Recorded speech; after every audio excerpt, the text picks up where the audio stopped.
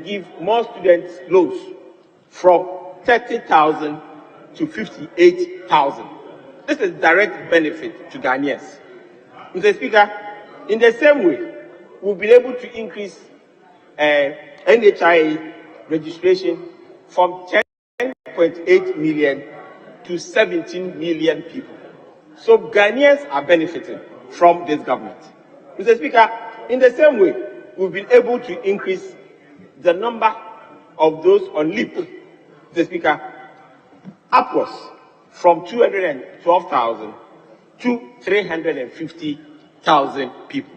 So clearly, this country is benefiting from the stability of this budget, for working within the constraints of this budget, and also cutting our coat according to our size. Mr. Speaker, as this debate raged on, we've been talking about inflation. But in this same house, I remember the last review, I made mention that apart from the normal inflation that we've been experiencing, Mr. Speaker, there's something also called greed inflation. We're here in this country when nose masks, which cost only 1 cedi, was being sold to the people of this country for 10 cedis. Mr. Speaker, we are in this country where the cost of tomatoes just in Akimoda and Accra is about 10 times. We are cheating ourselves. Mr. Speaker, it is the same way that when cement prices started rocketing, and Honorable K.T. Amon leading the Ministry of Trade to put them in check, the greedy ones were fighting him. Mr. Speaker, not until we can make sure this country will check ourselves, inflation will continue to grow because people are greedy. It's not because that's the cost of production of this product. Mr. Speaker, I want to let everybody understand that this mid-year review is a review that is coming in a very big way to support the private sector, small, medium enterprises in this country. And Mr. Speaker, I'm so happy that they've been able to raise so much money for us to be given to our people to grow. Mr. Speaker, this program, I'm so happy with it because for the first time in the history of this country, it is being decentralized. Mr. Speaker, to the regional levels and then to other districts throughout the course of this country. And I have already made my list, starting with our agencies, starting with the AGI, starting with the Chamber of Commerce, starting with the winners of the Power Grant Awards in the Western region. And I believe that we take advantage of this opportunity to make sure that our small and medium-sized enterprises throughout the country benefit from the GO program that is coming for small and medium enterprises in this country. And that is the only way we can capture this opportunity, grow our businesses, create more employment for our people, so that they can also benefit from this budget review. And in doing so, it will make this country grow bigger and stronger and create more opportunities for all our people in this country to also grow. Thank you, Mr. Speaker, for the opportunity to ask. Honorable members, thank you so much. Honorable member, on the issue of the regulations that were laid by the Honorable Minister for Trade and Industry, it was not from one profession, one sector, or one part of the House. It was a general concern that was raised. And it's not proper to refer to that group of our society that really raised those concerns to be greedy ones. Greedy ones. So, in respect of that, I will direct that the greedy ones be deleted from your speech. Yes, please. Yes, I want to listen to you. I was not referring to this house. No, I was that's talking what about I said. those who are trying to increase I prices. didn't say this house. Arbitrarily. I didn't say this house. I said it was a general concern raised by the public, not from one profession, not from one side or sector, but it was a general. So it's not fair to refer to that group as greedy I thought ones. that it came from the manufacturers. Honorable member, listen to me. I withdraw the word. I withdraw the word greedy. Yes. But what I'm saying is that the word greedy inflation is about people trying to arbitrarily increase prices. That I have no problem with. Okay. I have no problem with that. Okay. Yes, honorable members, let's move to what you were doing. Please, let's move to what you were doing. That is the consideration stage of the Affirmative Action Gender Equality Bill 2023. We resume it immediately.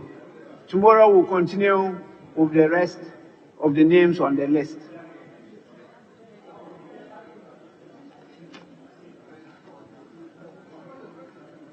The brief I received is that the question was put on clause 17 of the bill, and so we have to move on to clause 18.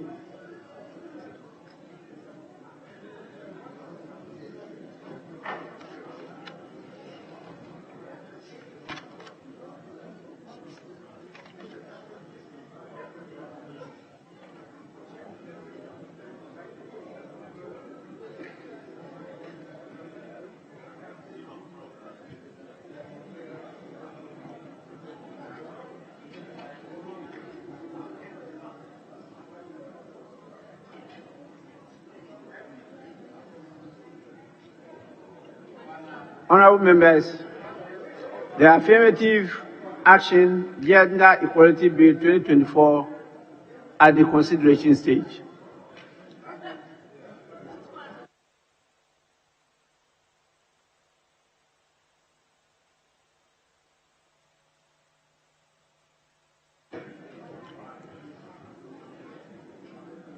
Honorable members, the clerk at table has drawn my attention to the fact that clause 17 was actually deferred. The question was not put. And so we'll move to clause 18. Gender equity in the security services. Sorry, 18, not 19, 18. Gender equity in the security services. That's not what I have. 18, recruitment and promotion in the public service. That's what I have on my bill.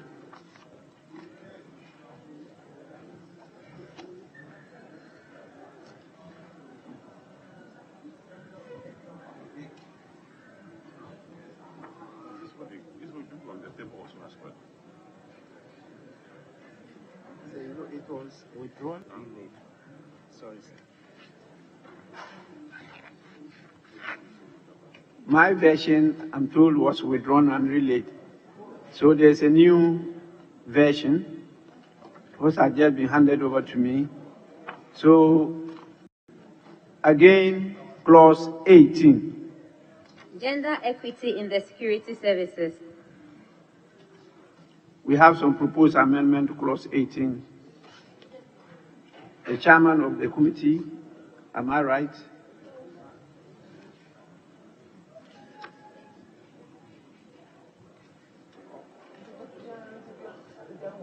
Clause 18, chairman of the committee. Yes, please. Mr. Speaker, clause 18, amendment proposed, head note, delete equality and insert equity. Motion moved for the consideration of the House. There be no consideration. I put the question. Yes. Speaker, that be a consequential amendment. I support the proposed amendment from the chairperson. So those in favor of the proposed amendment say aye. Those against say no. The ayes have it. The motion is carried. There are 3 further amendments, please.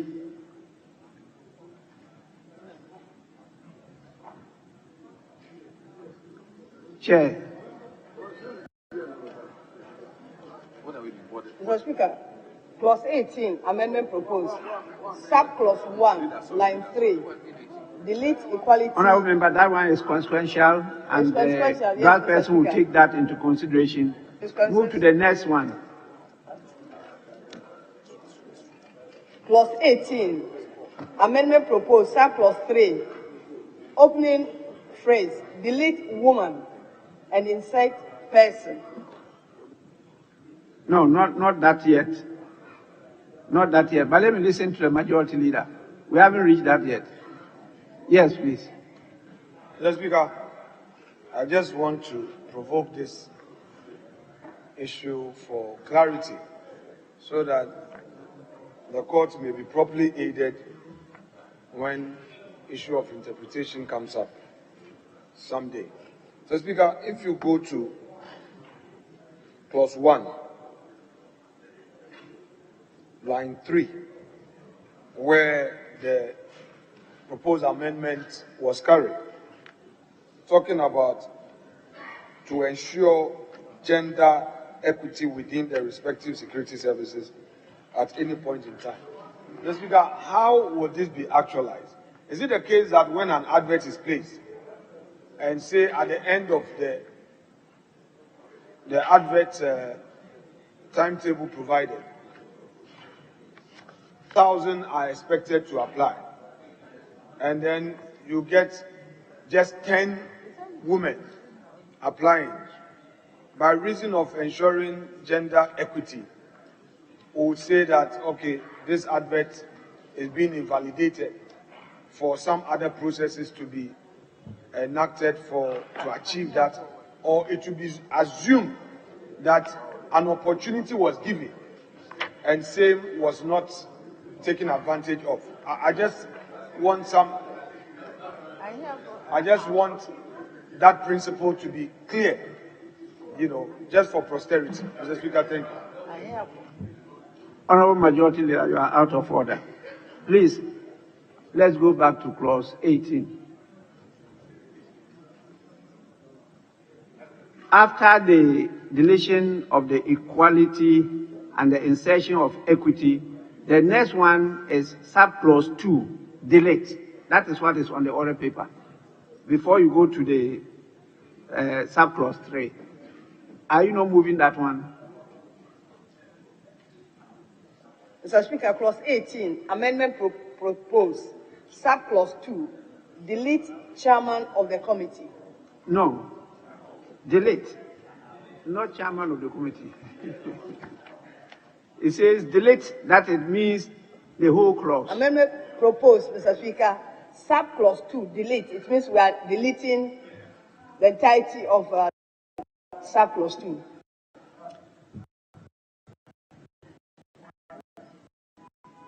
The reason for the deletion of subclause 2 is what? Minister? Thank you, Mr. Speaker. Yes, please. We already deleted clause 3, which gave exemptions. The minister had those discretionary powers to actually give exemptions to those who would apply, and we deleted it. And so we haven't reached clause 3. We finished with clause 3 2 days ago. Clause 3. Yes. Not subclause 3. No, we finished with it. So earlier on, you deleted clause 3. Yes. So this is in line. That's the reason. Yes, please. Thank you, Mr. Honorable members, the motion is to delete 3 of clause 18. Those in favor say aye. Voice is consequential. The ayes have it. The motion is carried. We move to the next proposed amendment to clause 18.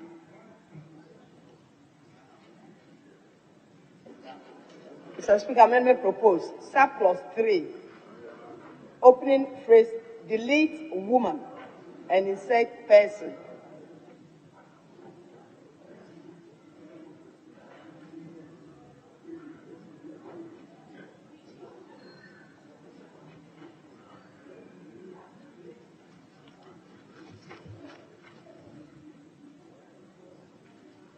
Honorable members, instead of a woman, is now to read a person.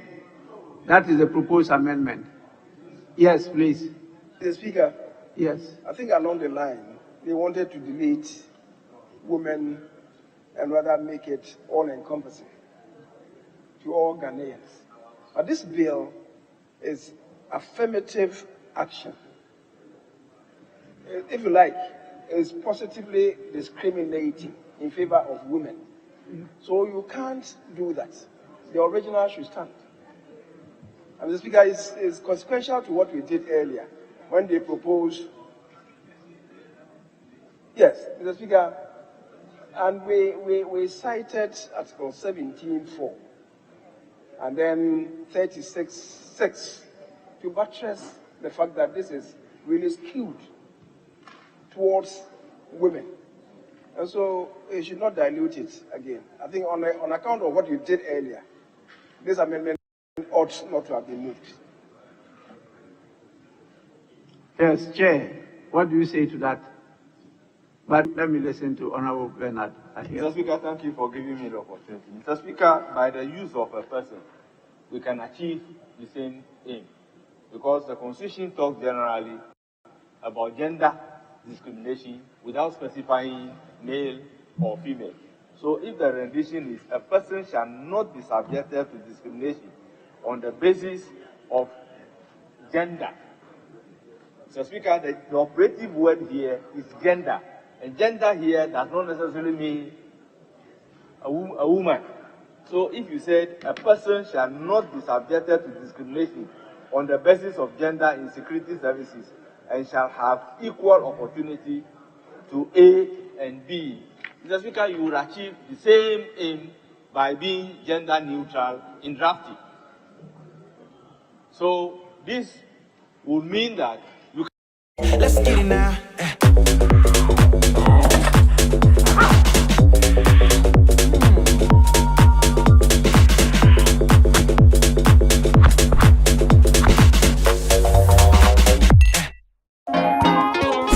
Bruxelles nous apprend l'esprit d'équipe.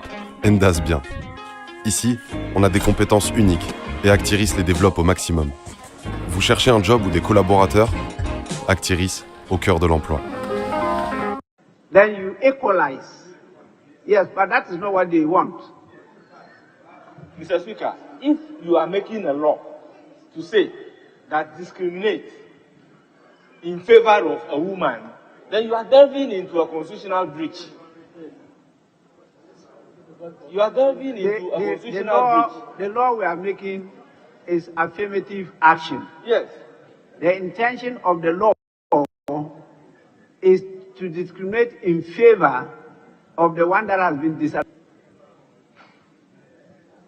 So that one is not discrimination because it's positive discrimination. It's only when it's negative discrimination that is by law seen as discrimination. But this is positive. That is the position that is being submitted. Mr. Speaker, his position may be problematic in the sense that the Constitution generally tasks Parliament to make a law to address the gender imbalance. That is the basis for which we are making this particular law. And then the Constitution generally uses expression gender discrimination. So if, and that gender mean male or a female. So no. If we are deliberately making gender a law, goes, gender goes beyond sex. Yes. So you cannot say it's male or female. That is why I'm saying that if you talk about gender, you are talking about, you are not talking specifically about a woman. That is my understanding. Gender goes beyond issue of sex. Yes. So if yes, gender you're not goes talking about beyond woman, you're not talking about man. You are going beyond that. We should not discriminate on grounds of gender. And now we are making a law to specifically say a woman shall not be subjected to a discrimination on the basis of gender. And we are using a gender. Then we should say on the basis of being a woman. Once gender goes beyond discrimination. And my view is that the operative word here is gender. So we said a person shall not be subjected to discrimination on the basis of gender. That rendition is better than saying a woman shall not be subjected to discrimination on the basis of gender. Then we have to amend this gender to mean on the basis of the person being a woman. You are right there. So, you are right. Because of the operative gender here, we should be neutral in a person. That was what occasioning the committee's amendment being proposed by the chairperson of the committee? I'm sure former majority leader and the minister, you got his point, that if we amend the woman, if we maintain the woman, then we have to amend the gender in the second line. To be specific, you are referring to woman. Yes, please. Mr. Speaker, I think it achieves the same purpose. It achieves the same purpose if we left it there. But like you say, it's also tidier because it then falls in line with 17.3, which says that a person who is interviewed for recruitment in public service may lodge a complaint with the committee if that person reasonably believes that the person has suffered gender-based discrimination. I think it mirrors it. Maybe even there, we may need to tidy up 17.3 in line 2. Actually, 17 has been deferred because I think there were disagreements, so 17 was not taken. The entire it was deferred, the entire 17. The entire 17? Yes. Oh, okay. So we are now I'm just referring to it. 18. So we would rather go to the gender in the second line. Yes, please.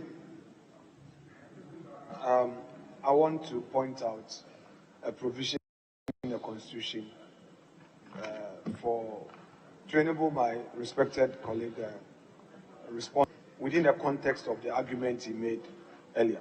Mr. Speaker, Article 36(6) provides, the state shall afford equal economic opportunity to all citizens, and in particular, the state shall take all necessary steps so as to ensure the full integration of women, emphasis for women, into the mainstream of the economic development of the country,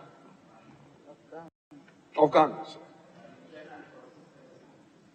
Mr. Speaker, the Constitution is very specific, and as you said earlier, this is about positive discrimination. So when he argues that the Constitution does not make mention of women, but rather gender, I want to get that clarity from him. And then if you come back to the 17, the very article of the Constitution that deals with discrimination. And in fact, this morning, there was a teaser of this when Honorable Aaron Idrisu wanted to bring some issues up when we're considering the vote. The Speaker, 17.4 also provides that nothing in this article shall prevent Parliament from enacting laws that are reasonably necessary to provide A, for the implementation of policies and programs aimed at redressing social, economic, and educational imbalances in the Ghanaian society. Although the same article per clause 1 is talking about all persons shall be equal before, no, clause 2 is saying that a person shall not be discriminated against on grounds of gender, race, color, ethnic origin, religion, creed, etc., etc. That provision notwithstanding, 17.4a seeks to cure any supposed ambiguity that could possibly originate from that provision there too. And again, there's a further fortification to this when you come to 36(6) of the same Constitution. So, Mr. Speaker, I am a bit at a loss.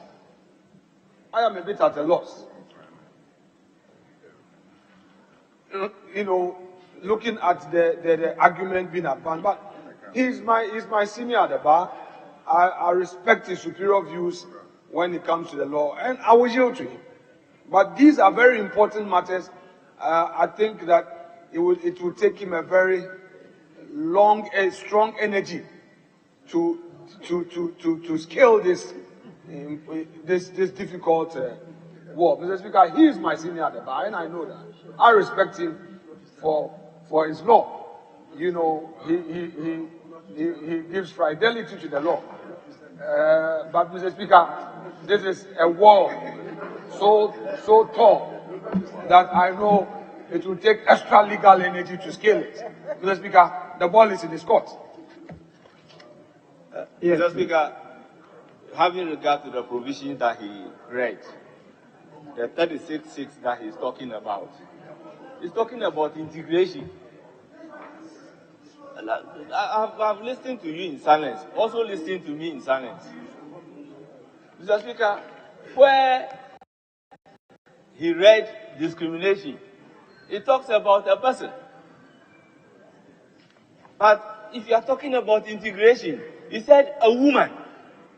So this rendition is also talking about discrimination.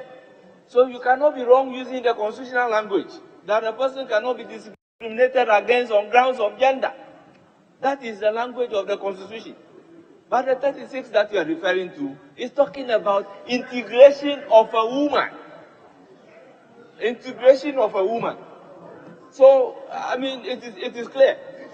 It is clear. Mr. Speaker, 36.6 deals with directive principles of state policy. There's one occasion that I'm able to argue my senior. Yes. Mr. Speaker, we are talking about positive discrimination. And we seek to cure the challenge we have in society. Mr. Speaker, let's go back to 17.4. Let's go back to 17.4.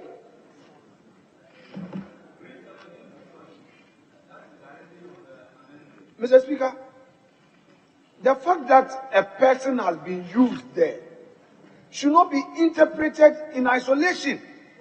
Interpret it conjunctively with other provisions to give it a full meaning in law. That is it. Mr. Speaker, if you just merely read a person, therefore you are shutting your eyes on 36.6, including 17.4. Mr. Speaker, then, Mr. Speaker, what are we trying to say? Mr. Speaker, in effect, if you look at it in context, depending on what you seek to achieve, it's the same. It's the same. Mr. Speaker, integration in context, discrimination in context will seek to cure a problem. Mr. Speaker, let's on the 17.4. That is where the strength is. Look at the 17.4. Because it's 17.4 that provides the override to give effect to the 17.2 you are talking about. Yeah. And I will read it. Honorable members, yes, please. Mr. Speaker. Let me come in to Mr. Speaker, very well. Solve this battle. I think the proposed amendment is right. Once you use the word, a person shall not, that conforms to the terminology used in the Constitution. So, no, we're talking about discrimination. So, a person shall not be subjected to discrimination on the basis of gender in the security services and shall have equal opportunity to. So, you know that the general terminology in the security services is to refer to all of them as men. They don't see woman. But that is a reason for us to change. That yes, some are women, some are men. The only challenge I have is that when you talk about gender, you go beyond sex. So, but the Constitution prefers to use the word a person. A person shall not be discriminated against on grounds of gender. That's the terminology used in the Constitution. And so we cannot be wrong in repeating that terminology or phraseology.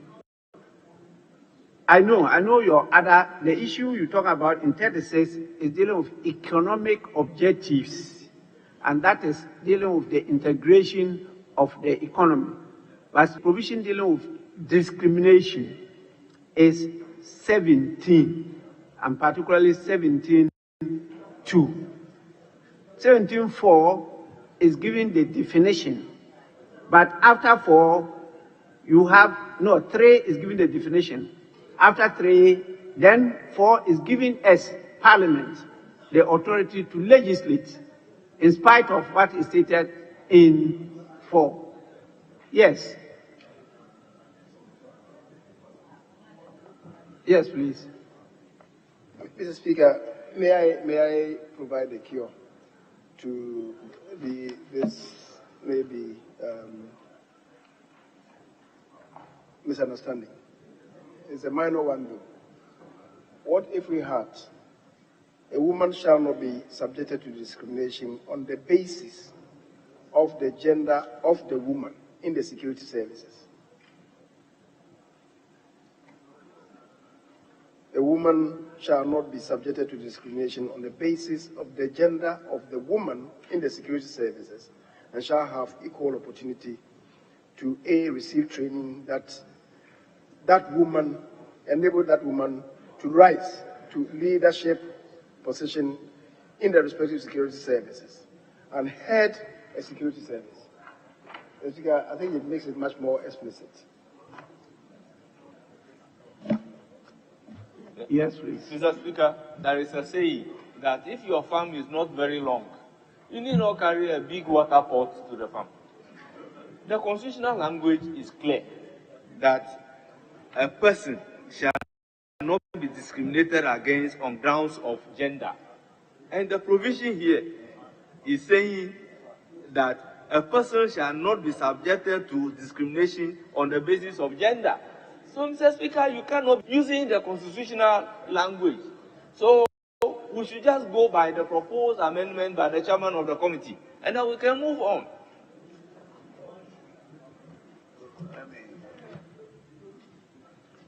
Actually, I'm persuaded to go with the amendment by the committee.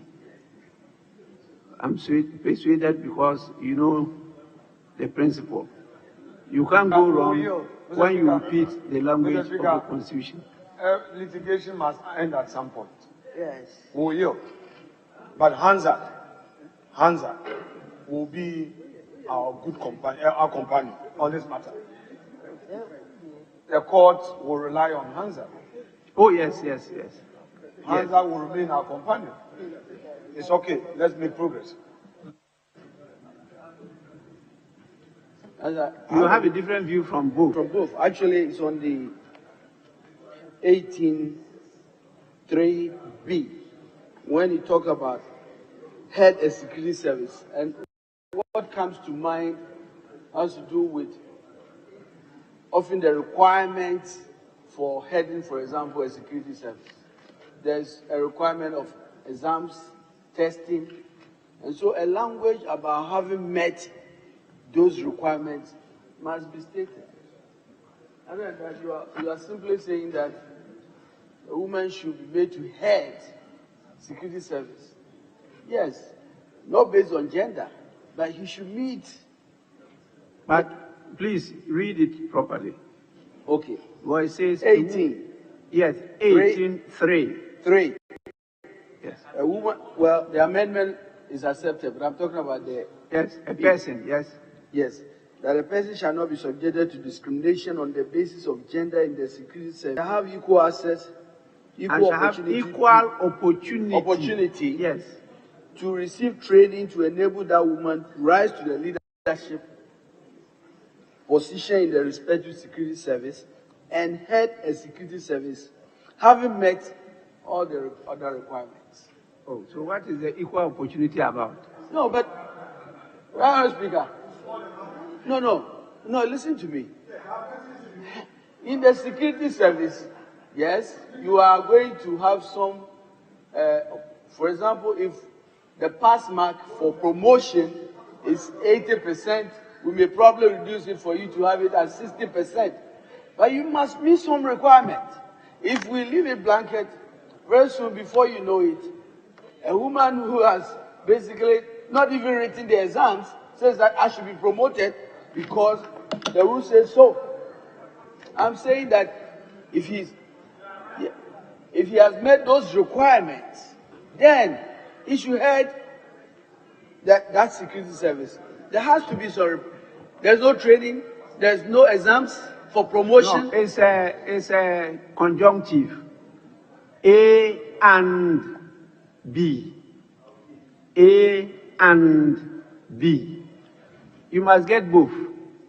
So you can't just be called upon to head without training, without the qualification. No. Without training and meeting the requisite exams or whatever is required to get to that position.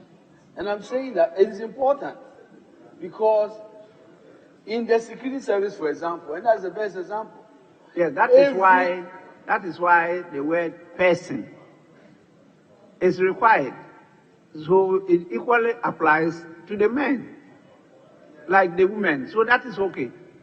That's why the deletion of the word woman and then replacing it with person. Yes, Honorable Dafiamako. Well, Speaker, thank you for the opportunity. Speaker, I have listened to the arguments carefully, and I think that I'm persuaded by the position taken by the majority leader. Mr. Speaker, the scenario painted under Article 17 paints the picture of blockade. That, for instance, if a man and a woman desires to enter the army brings up a policy that says because of the peculiarities of what we do, we are not admitting women. That is what 17 speaks about. But when it comes to 36, which of the 17? Article 17 Constitution or the Article 17? Article 17. It talks about the blanket right that a person cannot be discriminated on grounds of gender. So the fact that I am a woman does not the Constitution bars the fact that you have to admit me to the army if I am desirous. That cannot be blocked. That's what 17 speaks about. But 36.6, the point that he makes is that there's a presumption of disintegration. That you enter the army, there are some units that they can say that even though you are an army officer, you are a female, by the peculiar nature of what we do, you will not belong to that unit. And by this legislation, we are saying that that barrier, internal barrier, must also be broken. Because the opportunities that the nation must afford us, that is why the Constitution uses a woman to be specific. That where women are discriminated against because of the circumstances of the profession, they must be given opportunity to be integrated. So it is a step above what is provided in 17. 2. You have the opportunity, you are taken, you are part of the system. But there's a further barrier. And 36 is saying, when that exists, the state must further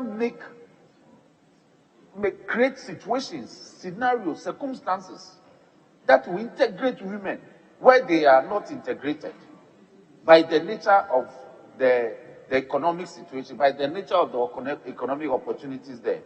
So, for instance, Mr. Speaker, until about 1992, we didn't have a mining engineer being a female that goes underground, that goes inside the mines.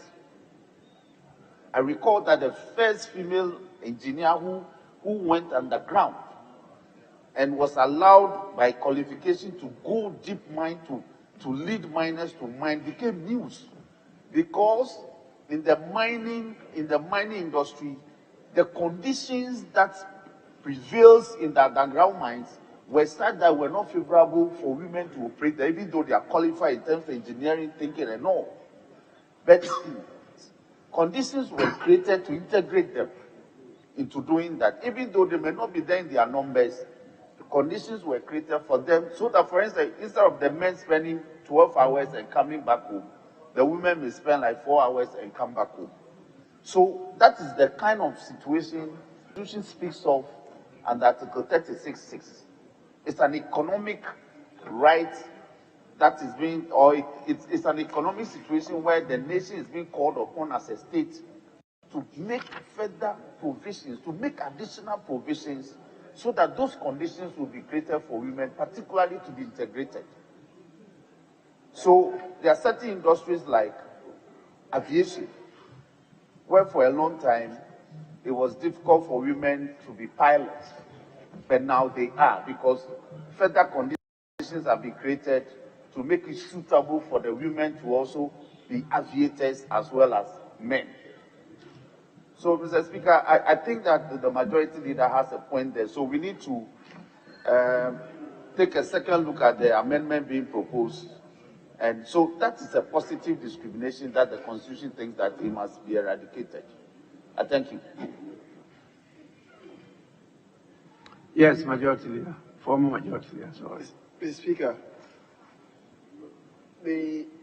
I appreciate the point being made by the Honorable Member for Akachi South.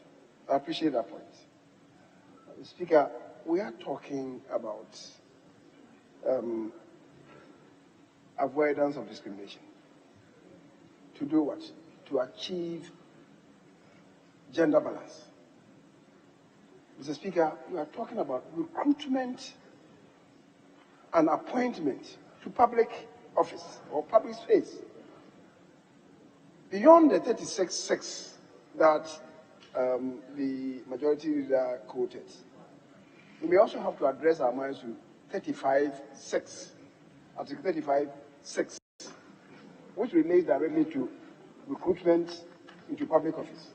And it provides, towards achievement of the objectives stated in clause, states shall take appropriate measures to be achieve reasonable, let me not go on the tangent of regional, reasonable gender balance in the recruitment and appointment to public offices.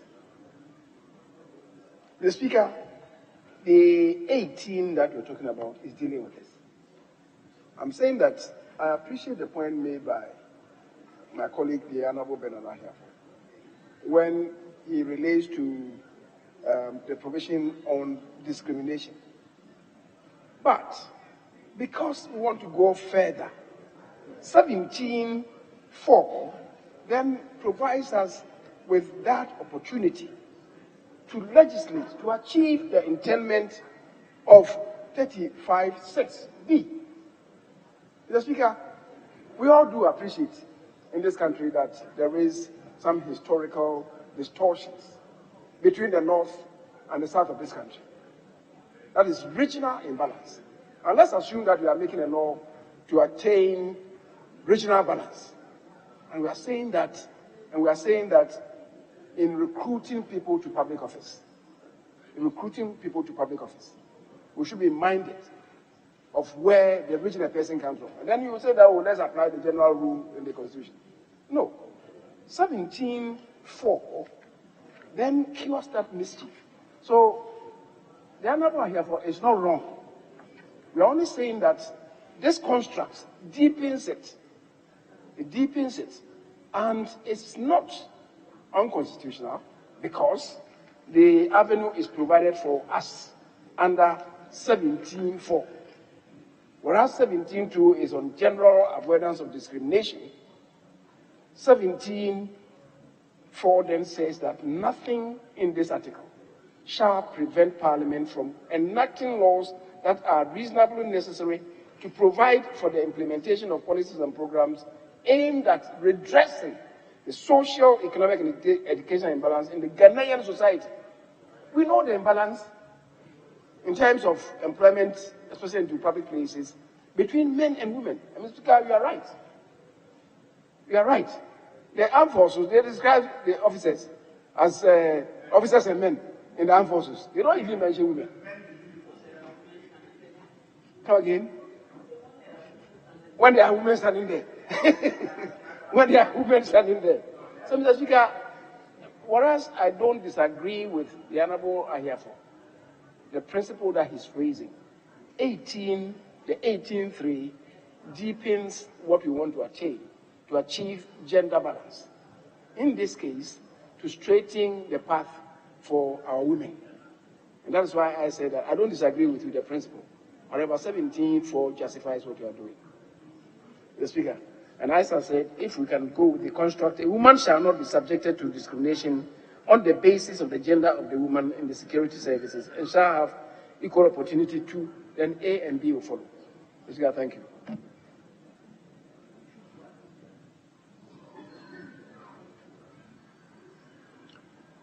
Well, we need the policy people. There are two positions now. One from the committee seeking to amend the word woman and to insert person. The other is seeking for us to retain what is in the bill. Yes, please. Mr. Speaker, if we look at 17.3, which talks about the meaning of discrimination, Mr. Speaker, I will urge the House to agree that the proposal of the chairperson of the committee is in the right direction. Mr. Speaker, the bill before us in clause 18 is talking about gender equity in the security services. And 18.1 says that the government, the governing council of the respective security services shall, in recruiting and filling vacancies for positions at all levels, have regard to the provisions of this act to ensure gender equity within the respective security service at any point in time. And the 3 is saying that a person shall not be subjected to discrimination on the basis of gender in the security services and shall have equal opportunity to receive training to enable that person rise to a leadership position in the respective security service and head of a security service. Mr. Speaker, 17.2 is saying that a person shall not be discriminated against on the grounds of gender.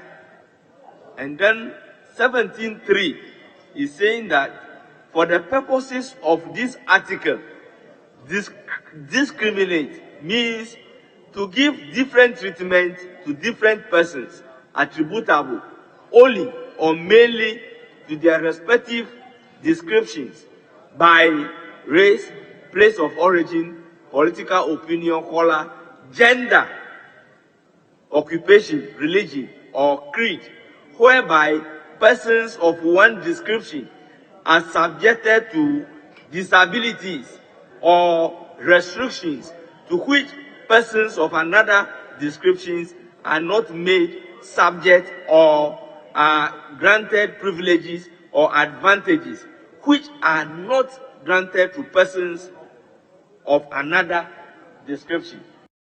That is the meaning of discrimination being given by the Constitution. If we situate that in the context of the 18, then clearly the House would agree with me that we should be using the word a person instead of using a woman.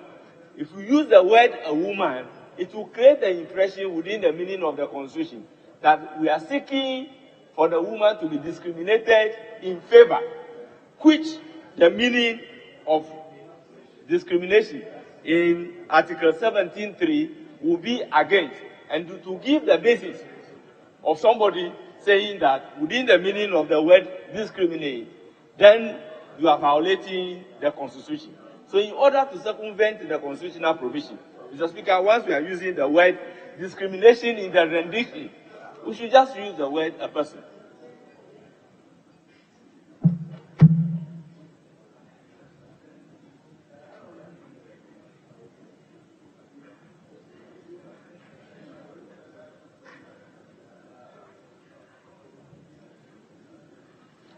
I'm tempted to put the question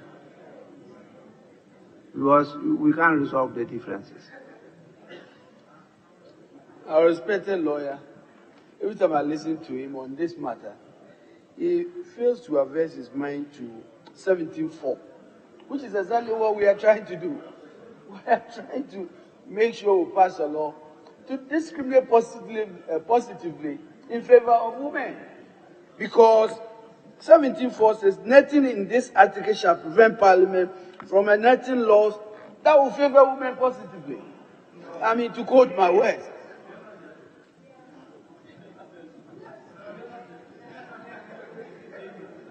Honorable members, I put the question. Those in favor of the proposed amendment, say aye. Those in favor of the proposed amendment, say aye. Those against, say no. The ayes have it. The amendment is carried. In other words, we are going to delete the word woman in line 1 of clause 18, subclause 3, and insert person. So it will now read, a person shall not be subjected to discrimination on the basis of gender in the security services and shall have equal opportunity to A, receive training to enable that woman rise to a leadership position in the respective security services, and B, head a security service. Honorable members, we move to the next proposed amendment, also standing the name of the chairperson.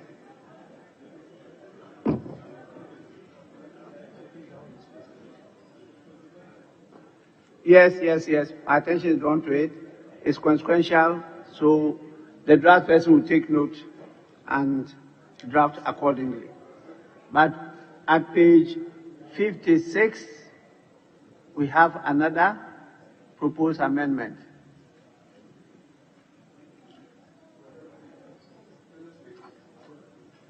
Sorry. Mr. Speaker, the minister sponsoring this bill has whispered something to me.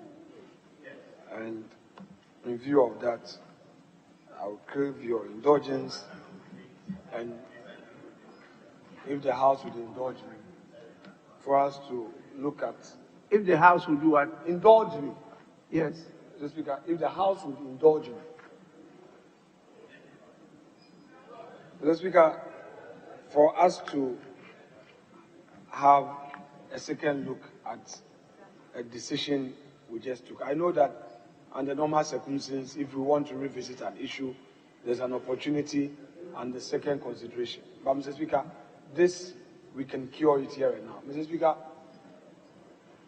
according to the minister, if we do not maintain certain phrases or certain words are not seen to be reflecting in the law, we may create a situation where the whole essence of this bill may be rendered odious.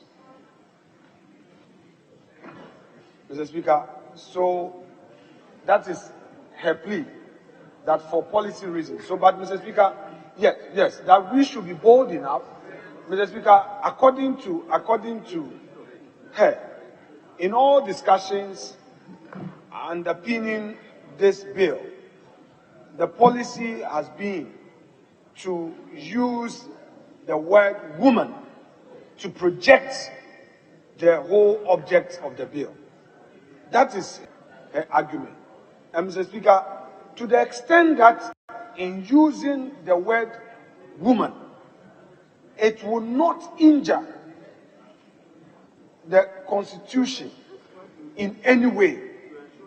And Mr. Speaker, this would also be given an interpretation on the face of the document in a manner that the world will see that indeed Ghana is taking a certain step.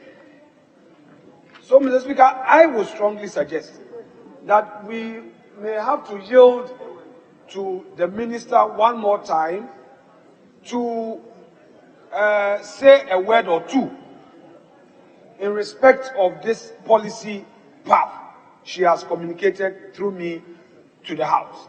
So that, Mr. Speaker, we can move forward. She insists strongly that the word woman needs to be in the bill.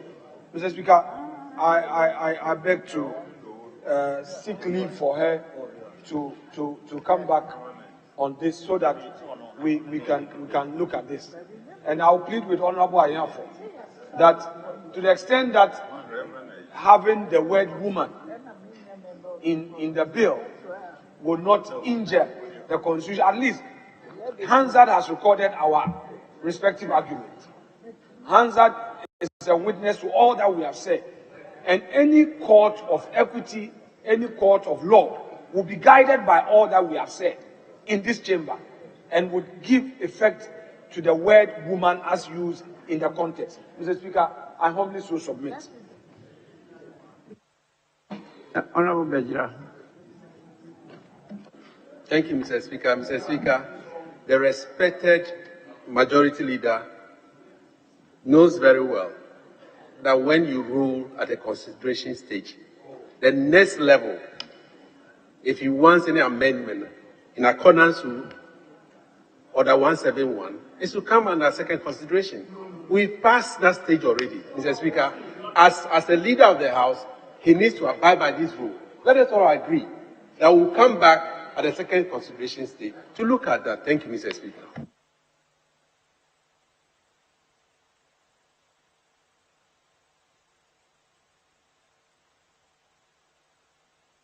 Yes, Minister for Gender. Thank you, Mr. Speaker. Mr. Speaker, we've listened to most of the arguments that have been made, and these arguments were also made at winnowing. Mr. Speaker, we're not saying they are wrong. We're just saying that what this bill seeks to do and the purpose for this bill, if we maintain or we are able to remove the word woman to a person, it defeats the purpose. I think it's very necessary that we keep the word woman in. We are not saying that if we do that, it means we are discriminating against men. We are saying that there's a clear problem of discrimination against women. And that is why this clause is here, to say that women are being discriminated against. We are bringing in a law to ensure that that mischief or that issue is cured. And so taking that away, the specificity of that, and generalizing it defeats the purpose, Mr. Speaker. So please, we've based our argument on 17.4. We've looked at 36.6. All of them all point to the fact that in addition 35.6. So, Mr. Speaker, we are saying that there is a need for us to maintain the word woman. I propose that clause 18.3 should read that a woman shall not be subjected to discrimination on the basis of the gender of the woman in the security services, and shall have equal opportunity to A, receive training to enable that woman rise to a leadership position in the respective security service, and B, head a security service. Thank you, Mr. Speaker. Honorable members, we cannot continue to debate this ad infinitum. Let me listen to you, Dr. Wilpo. You've been standing up for some time now. Thank you, Mr. Speaker. Mr. Speaker, I have taken note of the very logical argument by my friend, Honorable Ahiafo. But I've also taken consideration of the fact that this is an affirmative action bill. And I take note of the fact that affirmative in description is non-discriminatory. But in this law, we are talking about a situation that is persistent in culture and action in this country, where women are relegated to the background. We want to bring a situation where intentionally we want to mention women and say we don't want that situation to continue to exist. and that it is even in law, not a person. We know that the people who are discriminated against largely in this country are women and children. But we don't mention women and children. We talk about affirmative action. But in this particular instance, when the law is coming into being, we want to specifically say there should not be discrimination against women. The issue of person has been used largely in 17. I mean, it's used largely in 17.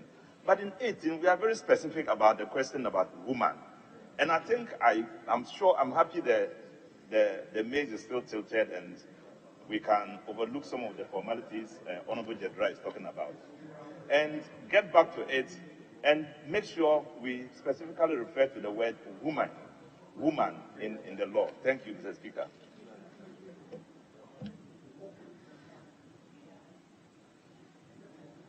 Yes, Chair. Constitutional Legal. I have the right. Mr. Speaker, I am not persuaded by this argument. And with the greatest respect, am I intimidated not to make my point?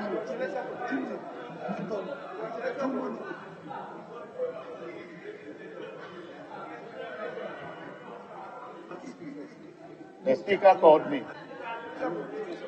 Mr. Speaker, I need your... What is happening? Please, may you go on. Mr. Speaker, on this...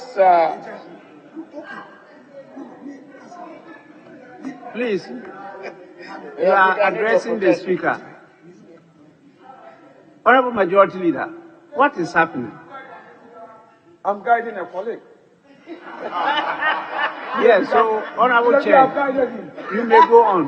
He says he's guiding you, so Yeah, I've guided him. please go on. Yeah, because he's guided. I've guided Oh, him. so you are no longer going to make your submission? Mr. Speaker, I would wait and hear my sister, and after that, Elizabeth. The difficulty I have is that we are repeating the same arguments. The same arguments. Mr. Speaker. Well, she's my daughter. I saw the time she came in. The first time I have been here for 16 I'm not talking about. And one of the things that I've consistently learned, especially from you, is that in lawmaking, honorable members must be encouraged to express their views. That nobody should be afraid to express any view. The leader of the House is basically gagging a member. And first timers are shivering. I'm very worried.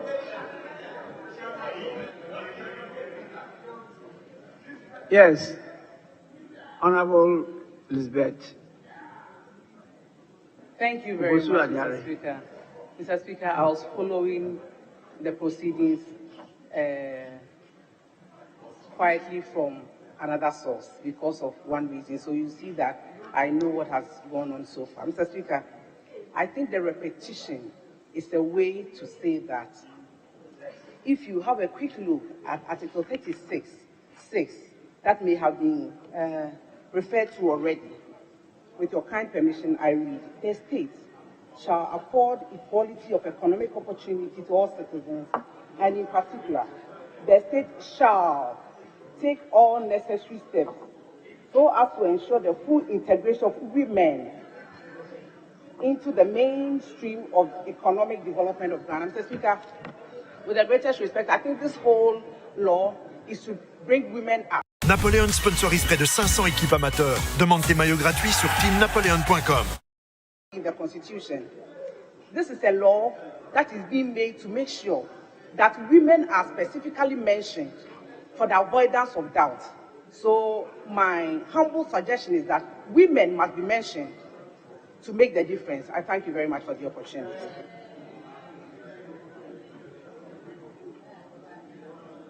Honorable members, consideration stage is an informal stage.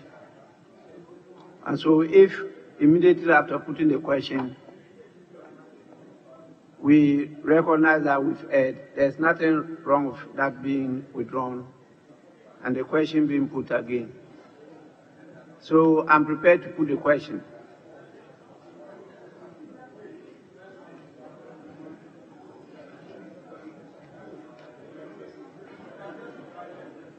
Sorry? Just to remind them, humbly, I just want to remind them. The rendition. Yes, Mr. Speaker. Yes. Just to remind the House that the amendment on the floor is seeking to do away with woman. So, since the indication, the sense of the House is to the fact that we want a woman, Mr. Speaker, I'm reminding them that when you put the question, people should know the appropriate response to give. That is not yes. You are a no. That is if you are a no. Because we are not accepting the amendment. That is the sense of the House. Mr. Speaker, thank you, sir. We have spent almost 2 hours on one clause. Just one clause.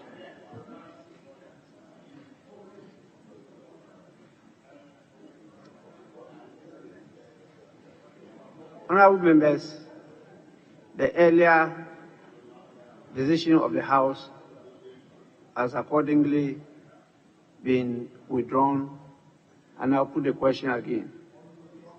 Those in favor of the proposed amendment of the committee and moved by the chairperson of the committee, say aye. Aye. Those against, say no. No. The noes have it.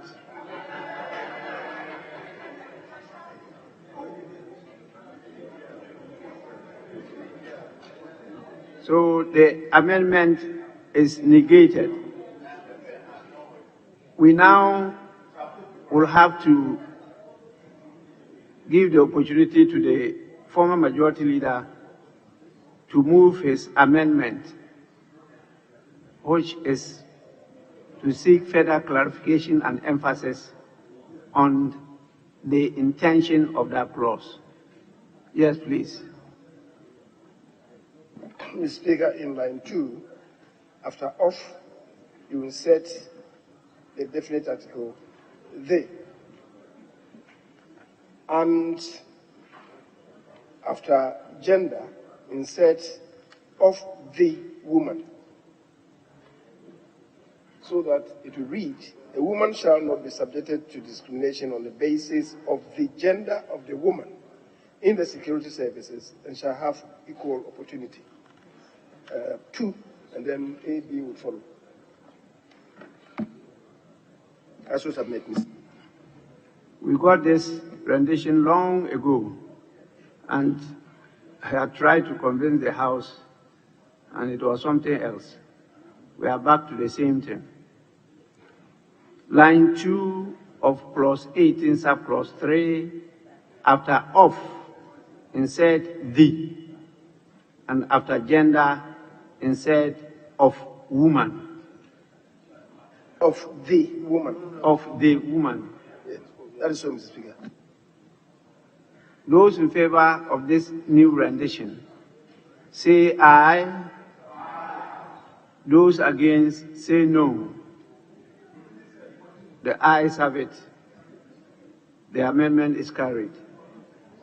Chairperson, you still have more amendment to move at page 56.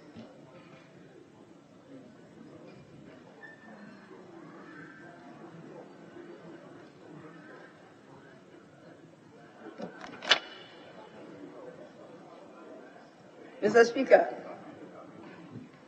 clause 18, subclause 3, paragraph A.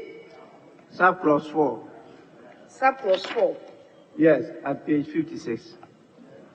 Was 3-1 is consequential amendment.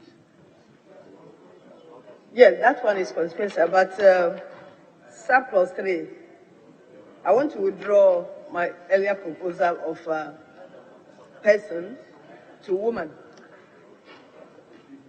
Granted. The permission is granted, so go on.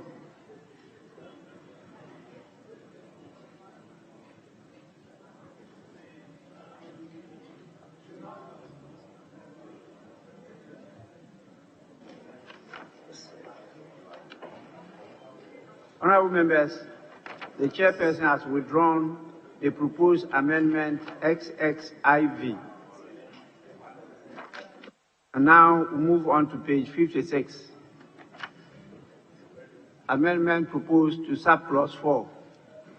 Yes, chairperson. Mr. Speaker, amendment proposed, subclause 4, line 2, delete equality and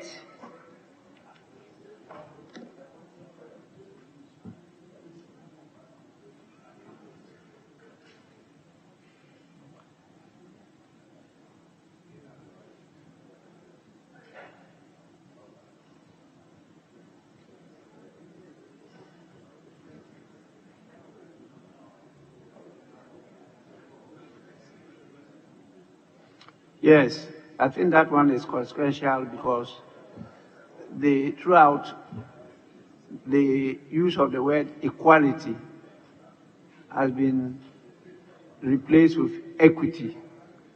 And so they want just to maintain consistency in this matter. Yes, former Majority Leader. Speaker, I just would want to propose to the committee to consider withdrawing the two words beginning 18.4, each respective security service.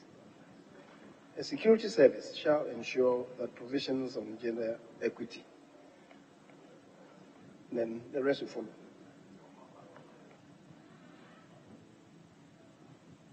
Well, let's take their amendment before you move your additional. Honorable members, those in favor of the proposed amendment by the committee say aye. Those against say no. The ayes have it. The amendment is carried. Now, Majority Leader has proposed additional amendment to delete each respective and insert the security services. Security services is already there. A security service. Yes. A security service. Yes. A security service shall ensure. So you delete each respective and insert A. That is the further amendment proposed by the former Majority Leader. Those in favor say aye. Those against say no. The ayes have it. The amendment is carried. So it will now read, a security service shall ensure that provisions on gender equity are provided in the standard operating procedures of the service in accordance with this Act. Yes, Chairperson, you may move the next proposed amendment to clause, I think it's clause 6, subclause 6. Yes? Speaker, then there are some consequential amendments. If you come to 5 and 6, so that we delete the respective in 5. When we come. Oh, rather. Mr. Speaker, I thought since they are consequential, we should deal with it. But when they move it, I will say very well. consequential amendment. Mr. Speaker, very well. Yes, please.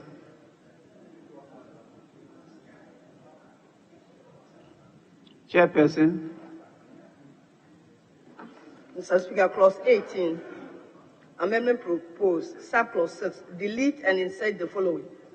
The minister responsible for the respective security services shall within 1 month after the end of the immediately preceding year, submit to the committee A, sex disaggregated data on employees in the security services, and B, the policies and plans of the security services on gender for the progressive achievement of the targets set out in the first schedule. Well, then I'll have to give the directive in connection with the consequential amendments by the deletion of the respective.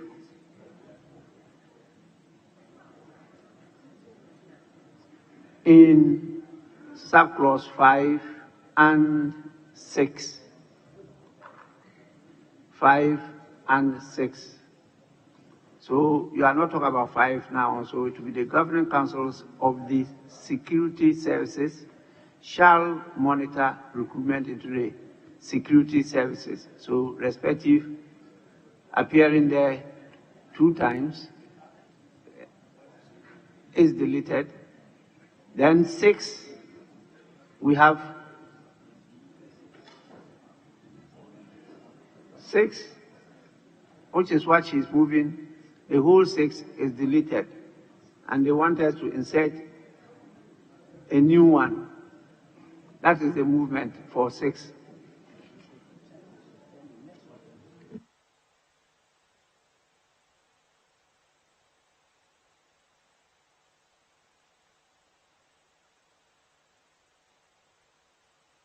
Yes, the motion for the amendment of subclause 6 has been moved. For us to delete the 6 and to insert a new subclause, the minister responds for respective, so the respective being consequential will be deleted. So the minister responsible for the security services shall, within 1 month after the end of the immediately preceding year, submit to the committee A, sex disaggregated data on employees in the security services, and B, the policies and plans for the services on gender for the progressive achievement of the targets set out in the first schedule.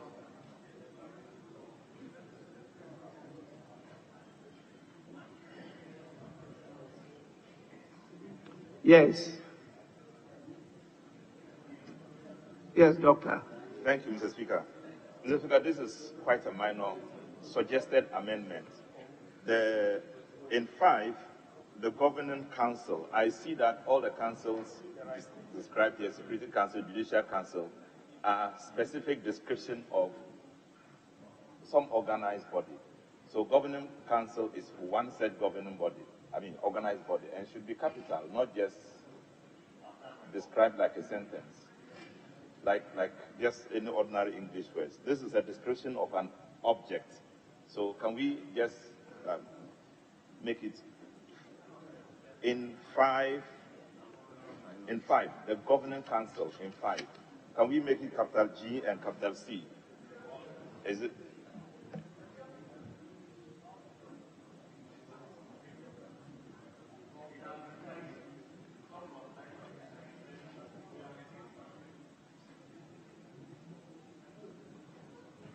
Yes, the draft person should note a concern raised by Honorable Dr.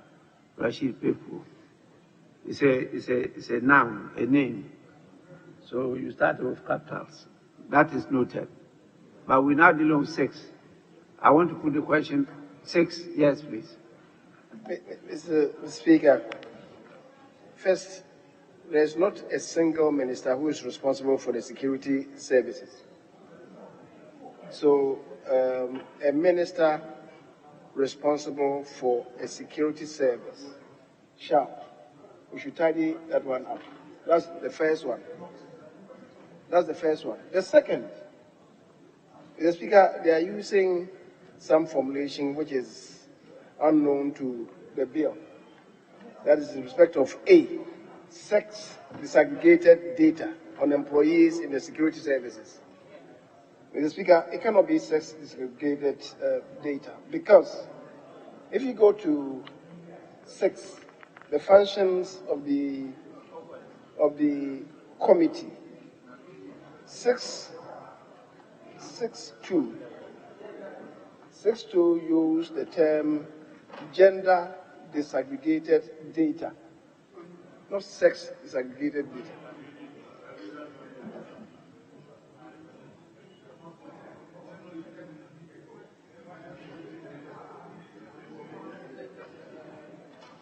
So, Mr. Speaker, you should read gender disaggregated data on employees in the security services.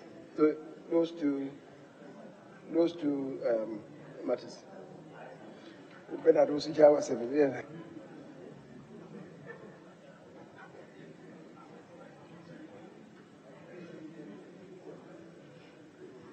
Yes. Mr. Speaker, I just want to find out from the majority leader on this occasion, why is he not using woman, but he's using the word gender and making reference to clause 6 of the bill, which also use the word gender. But Mr. Speaker, on this occasion, posterity will be the judge.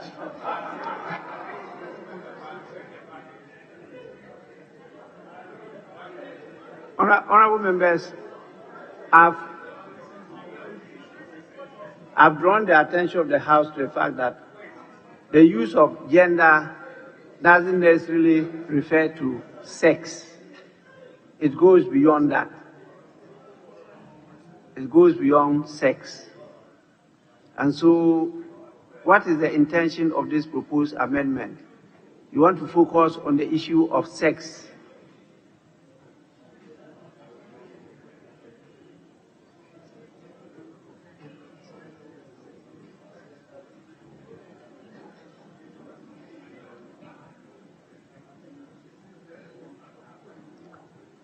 Yes, the committee. But if you want sex disaggregated data, it's allowed. There's nothing wrong with it. And that's different from the gender one that is referred to in clause 6. Well, gender, as I said, goes beyond that. So maybe that's zeroing it down to the sex one. Yes, please. Mr. Speaker, thank you. Mr. Speaker, this House can decide that its true intent in using gender is to refer to male or female. This House can decide that. And so... This House can decide? Yes, this House. In spite of the state of the law? Mr. Speaker, we are enacting the law. That's what I'm saying. This House can enact the law and rely on the term gender and define it to mean. Yes, women or men. That's all. Speaker, we can do that.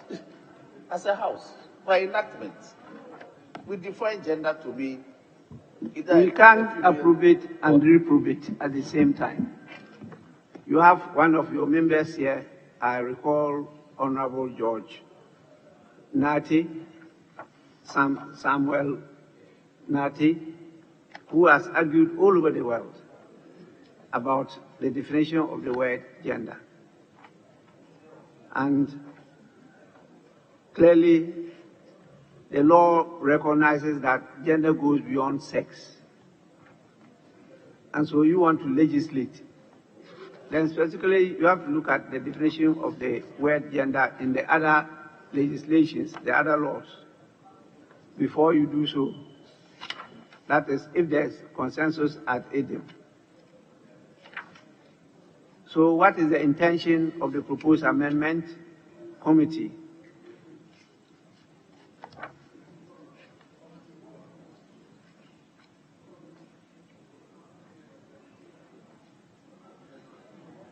Yes, please. Mr. Speaker, may I suggest that we stand it down? Oh, why? No, but listen to me. Why? Why? Listen to me. So you listen to me. We discussed gender disaggregate. That's what we discussed at winnowing. So that's what was discussed. But, Mr. Speaker, you agreed to it during winnowing, and now you want to come here and change it. You agreed to it during winnowing. Mr. Speaker, please, this was agreed between us during winnowing to go with gender disaggregated data. So please, let us agree. Thank you. Gender disaggregated data. Yes, please. Thank you.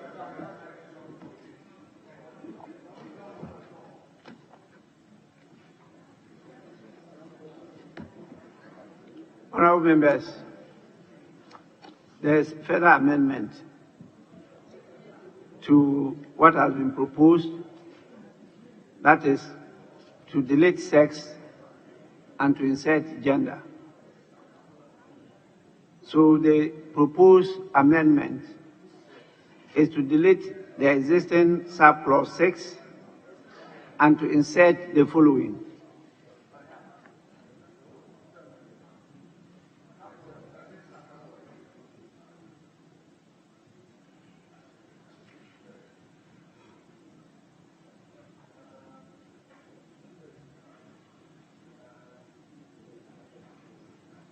A minister responsible for a security service shall, within 1 month after the end of the immediate after the end.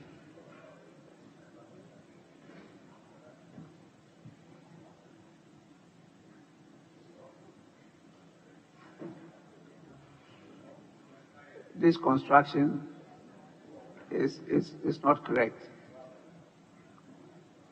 Within 1 month at the end of the immediately preceding year, submit to the committee gender disaggregated data on employees in the security service and the policies and plans of the security service on gender for the progressive achievement of the targets set out in the first schedule.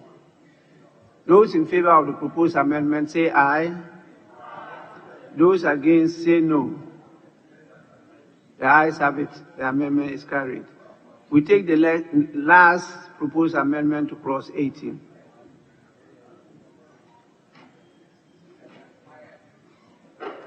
Mr. Speaker, clause 18, amendment proposed. Subclause 6, line 3, after women.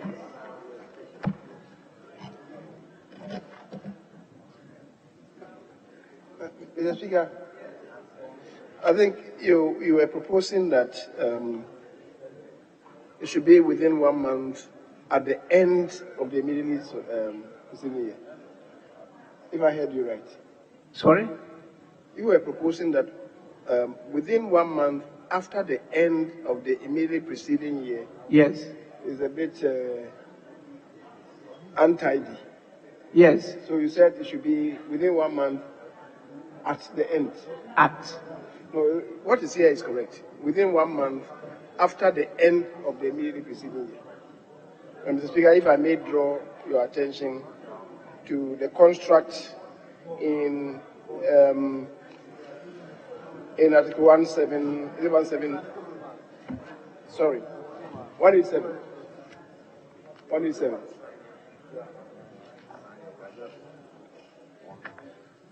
One is 7.5. The Auditor General shall, within 6 months after the end of the immediately preceding financial year. So that construct is right. Thank you.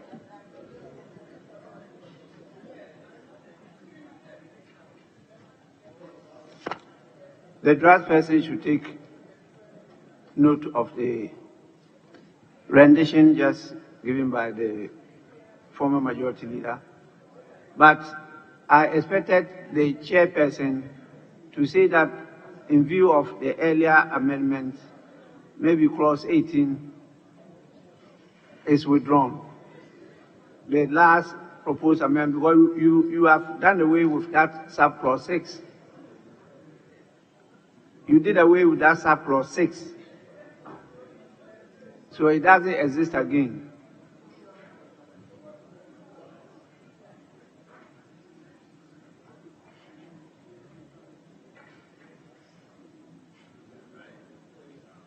Are you with me? The proposed amendment at XXVIII is no longer relevant because the subclause that you are seeking to amend, you have already deleted it. So you just withdraw that and we move on.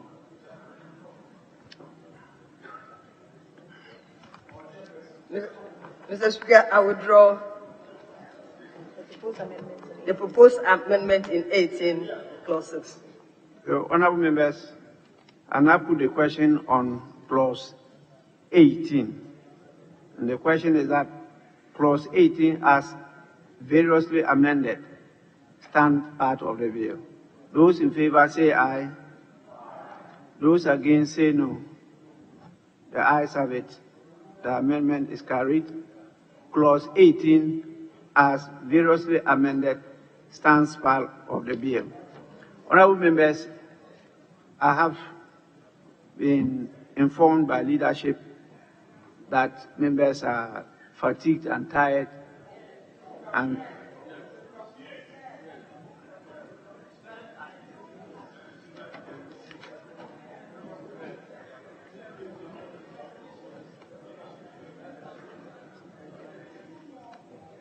Mr. Speaker, truly, members are fatigued.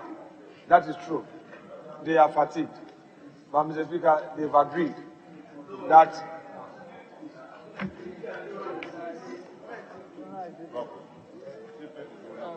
Mr. Speaker, the Deputy Minority Leader knows that the Minister has acknowledged the industry of this House.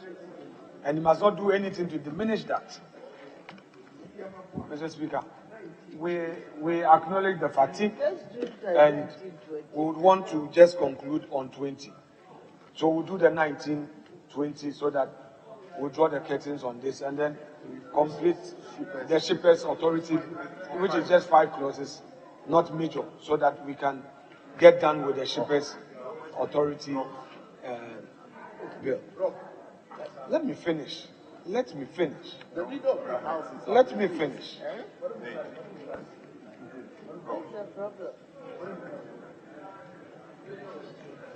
Oh, I am pleading. I'm not begging with a choice. I'm pleading. I'm on bended knees.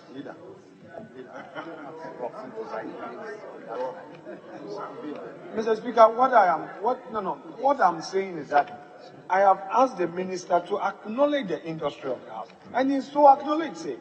He has acknowledged the industry of the House. She has. The minister has acknowledged the industry of the House. And Roxanne is aware of this communication. Roxanne.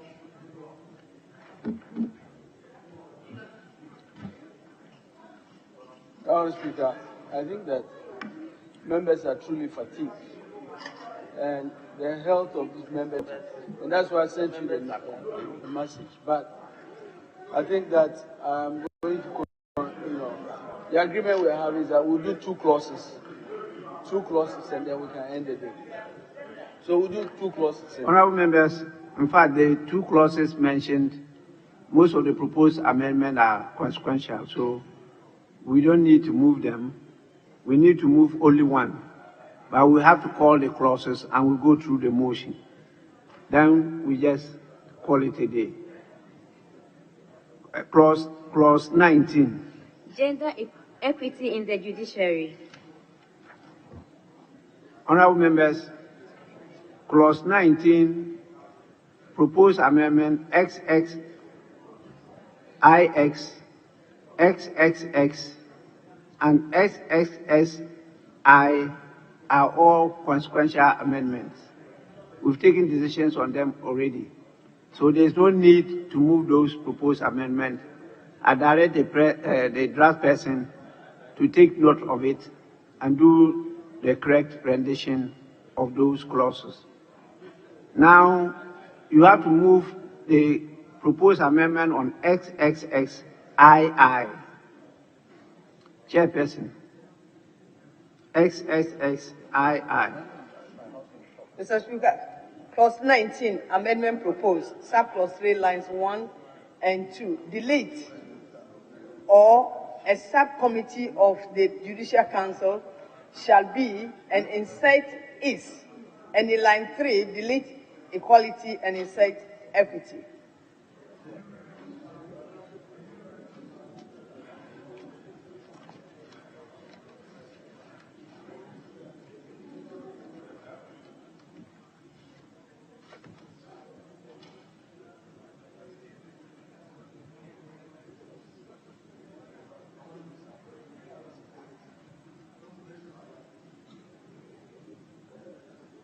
So, Mr. Speaker, the new rendition will be the Judicial Council shall be responsible for the implementation of gender equity in the judiciary.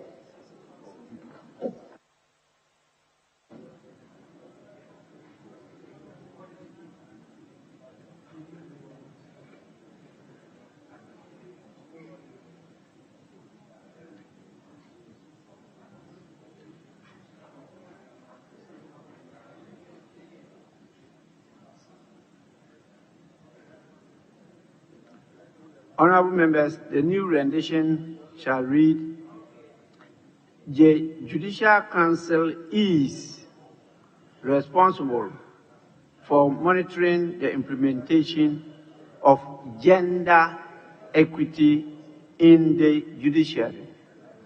Those in favor of this rendition, yes, please. Mr. Speaker, I think we agreed that the monitoring should be the responsibility of the committee being established by the law, but they will be responsible for the implementation. They cannot be implementing and again be tasked with the responsibility to monitor their own implementation. So the implementation should be the responsibility of the committee being established by this particular act. So the proposal was to delete the monitoring also.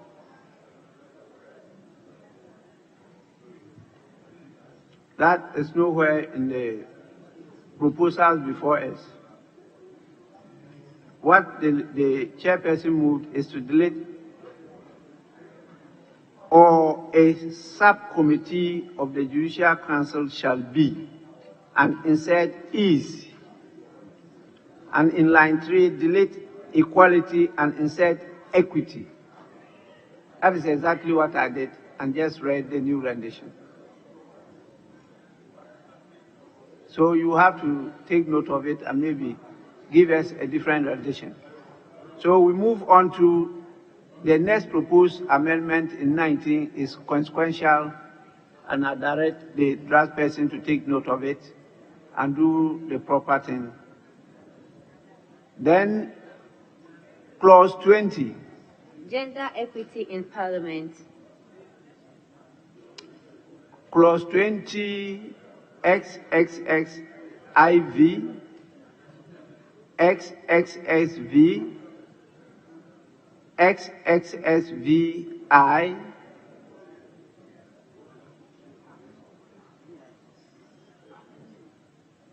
it's not consequential. So apart from XSVI, the rest are consequential amendments. So chairperson, move the proposed amendment to XXXVI. That's clause 20. Clause 20. Have you read it? Mr. Speaker, clause 20, subclause 1, line 2, subclause 2. Mr. Speaker, consequential. Clause 20, subclause 2, where you said delete. XXSVI. The rest are consequential.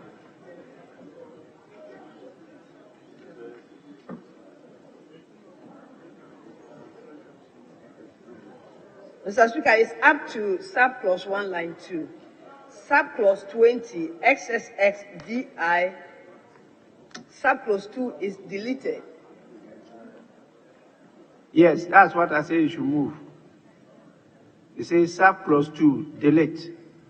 Honorable members, we are being called upon to delete subclause 2 of clause 20. Those in favor of the deletion, say aye. Those against, say no. Honorable members, the ayes have it. Subclause 2 of clause 20 is accordingly deleted.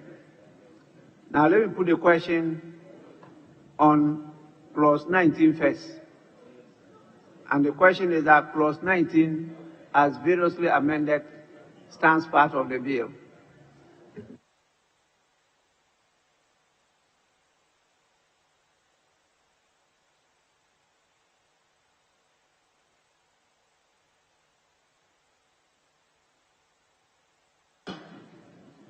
Those in favor say aye. Those against say no. Honorable members, clause 19 as amended is ordered to stand part of the bill. Clause 20,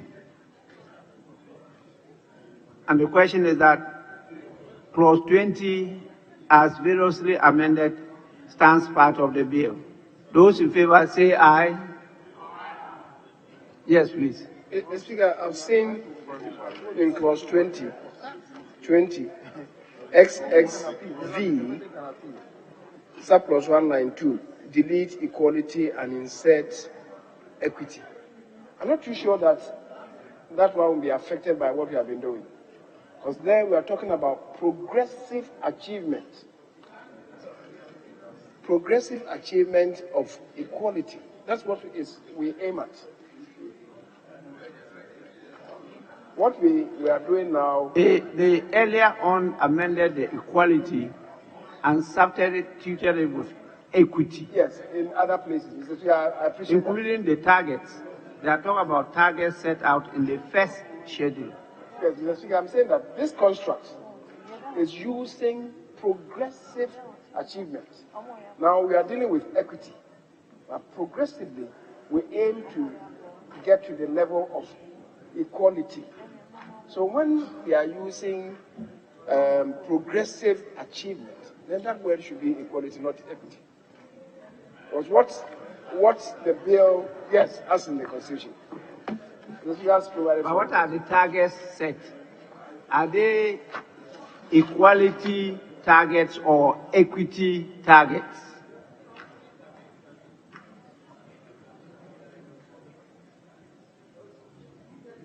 Because they deleted the equality and substituted it with equity targets.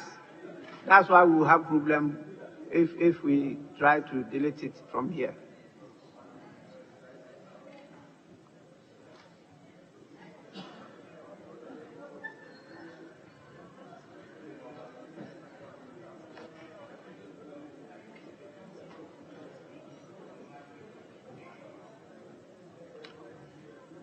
Yes.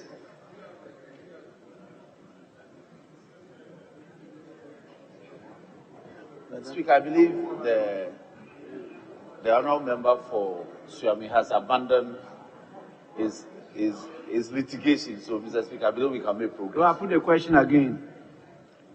And the question is that clause 20 as variously amended stands part of the bill. Those in favor say aye. Those against say no. The ayes have it. Honourable members, clause 20 as variously amended is ordered to stand part of the bill. And by the agreement, we've come to the end of the consideration stage of the Affirmative Action Gender Equality Bill 2023 for today.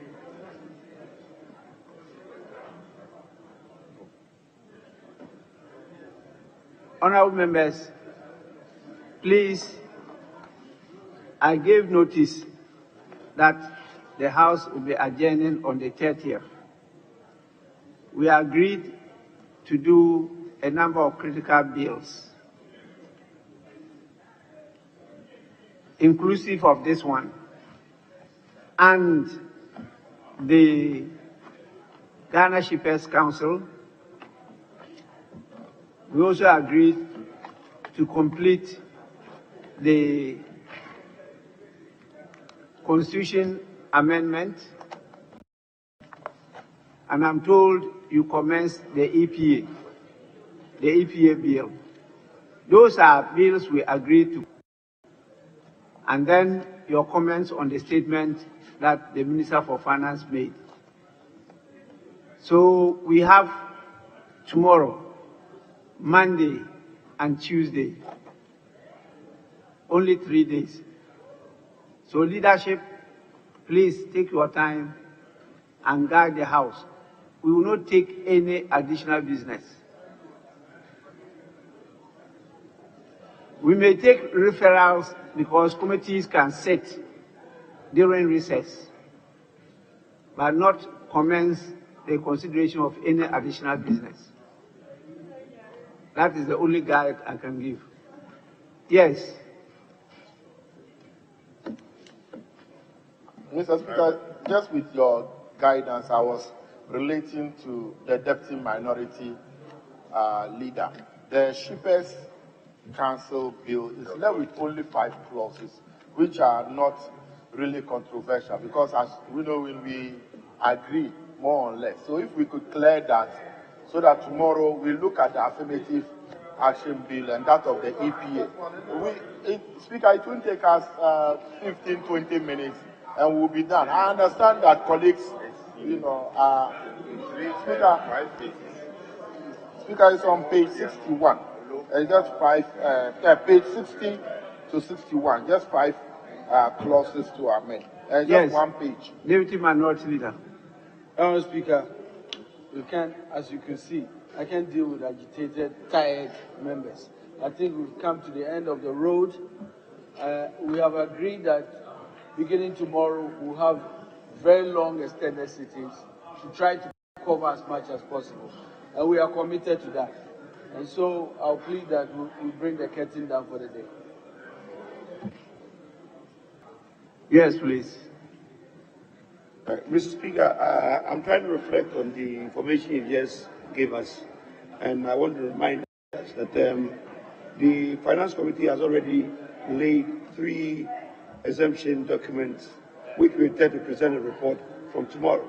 So in considering what we're going to do before we rise, I plead with Mr. Speaker to also consider what is coming out from the Finance Committee.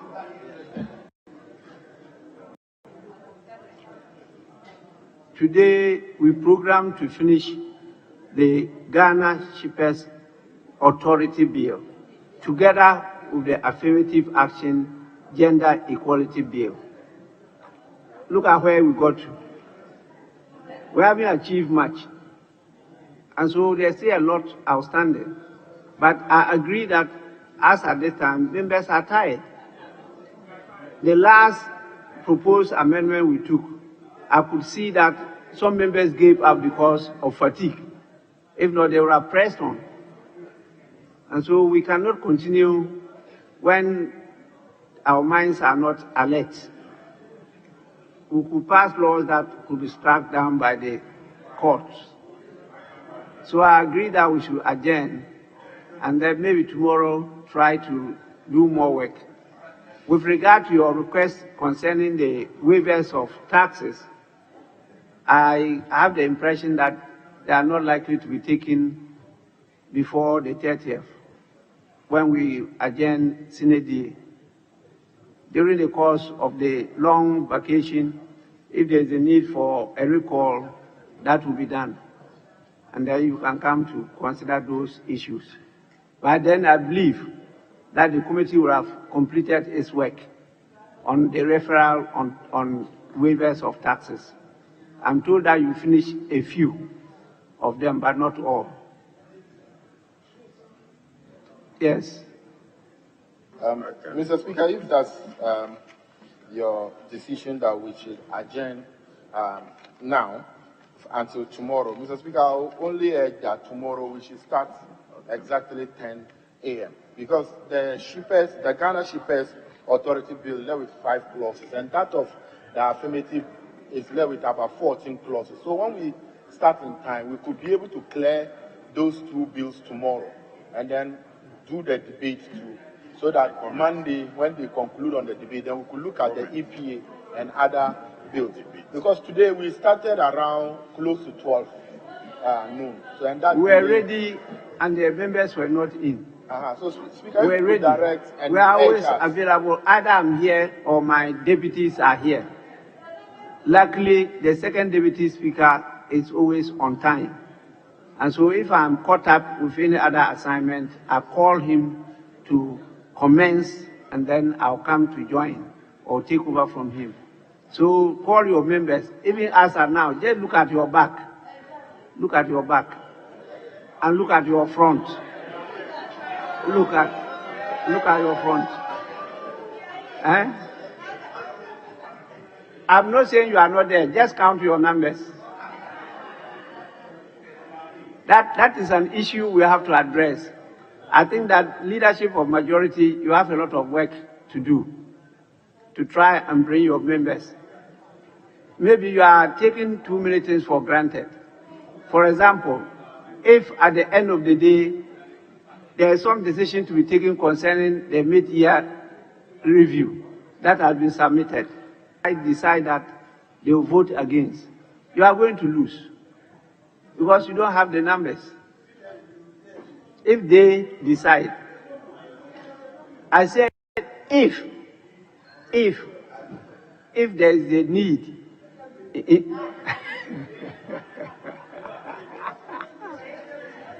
this is leader emeritus speaking.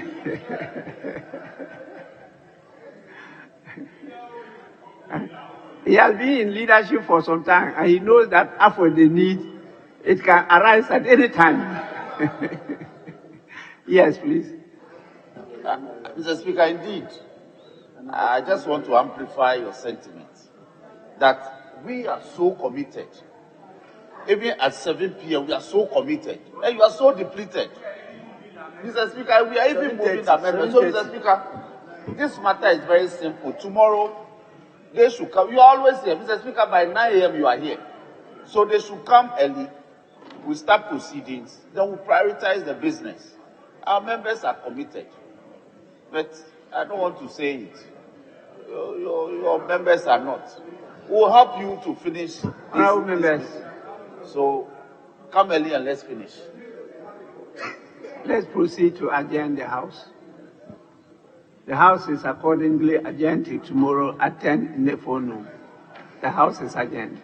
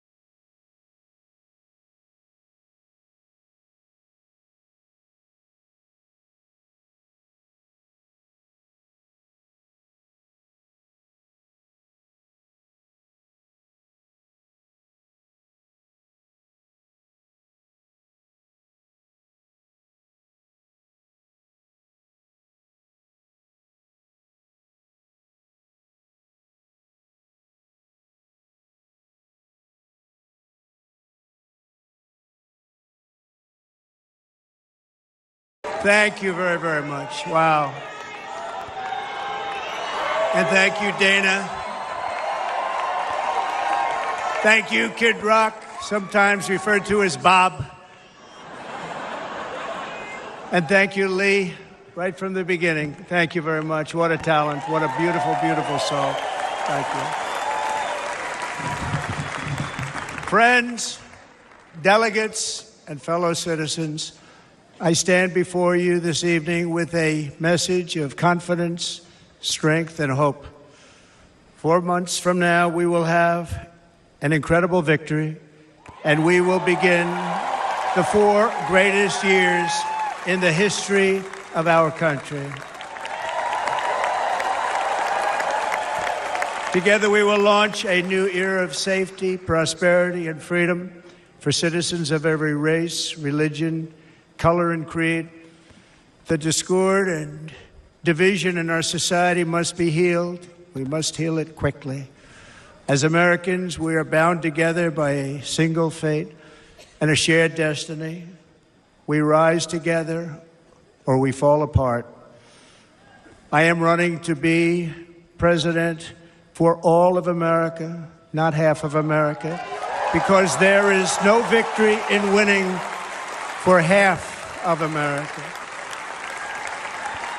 So tonight, with faith and devotion, I proudly accept your nomination for President of the United States.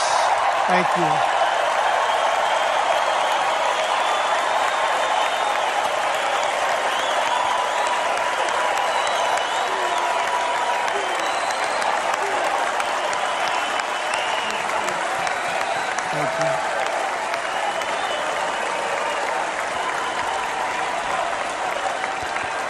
Thank you very much.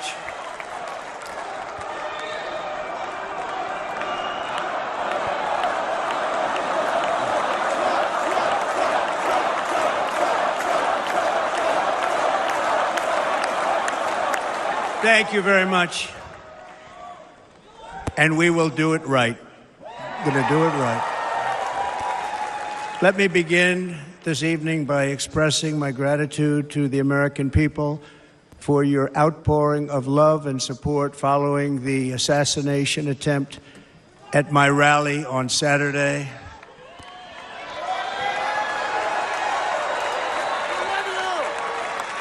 As you already know, the assassin's bullet came within a quarter of an inch of taking my life. So many people have asked me, what happened? Tell us what happened, please. And therefore, I will tell you exactly what happened, and you'll never hear it from me a second time because it's actually too painful to tell. It was a warm, beautiful day in the early evening in Butler Township in the great Commonwealth of Pennsylvania. Music was loudly playing, and the campaign was doing really well. I went to the stage and the crowd was cheering wildly. Everybody was happy. I began speaking very strongly, powerfully, and happily because I was discussing the great job my administration did on immigration at the southern border. We were very proud of it.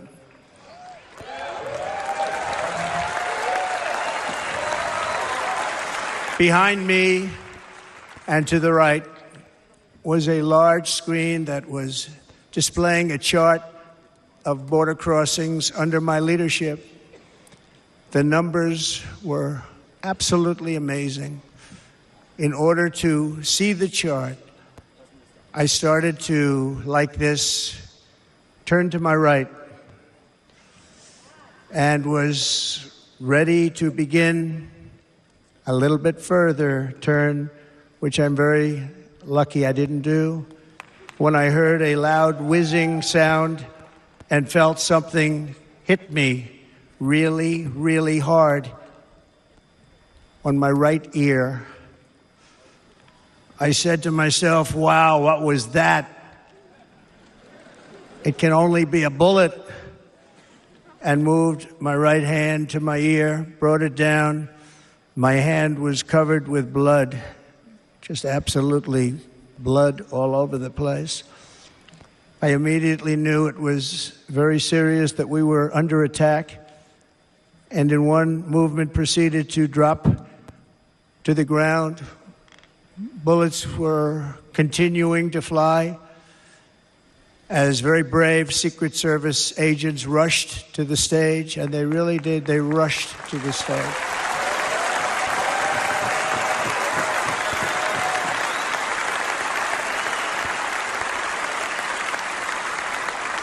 These are great people at great risk, I will tell you, and pounced on top of me so that I would be protected.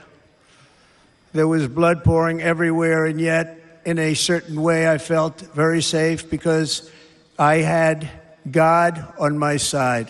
I felt that.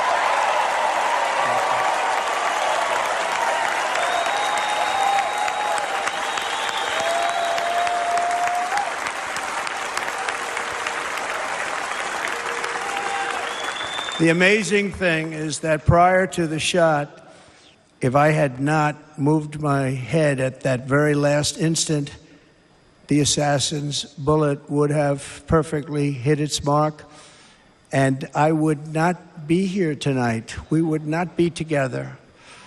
The most incredible aspect of what took place on that terrible evening in the fading sun was actually seen later. In almost all cases, as you probably know, and when even a single bullet is fired, just a single bullet, and we had many bullets that were being fired, crowds run for the exits or stampede, but not in this case. It's very unusual.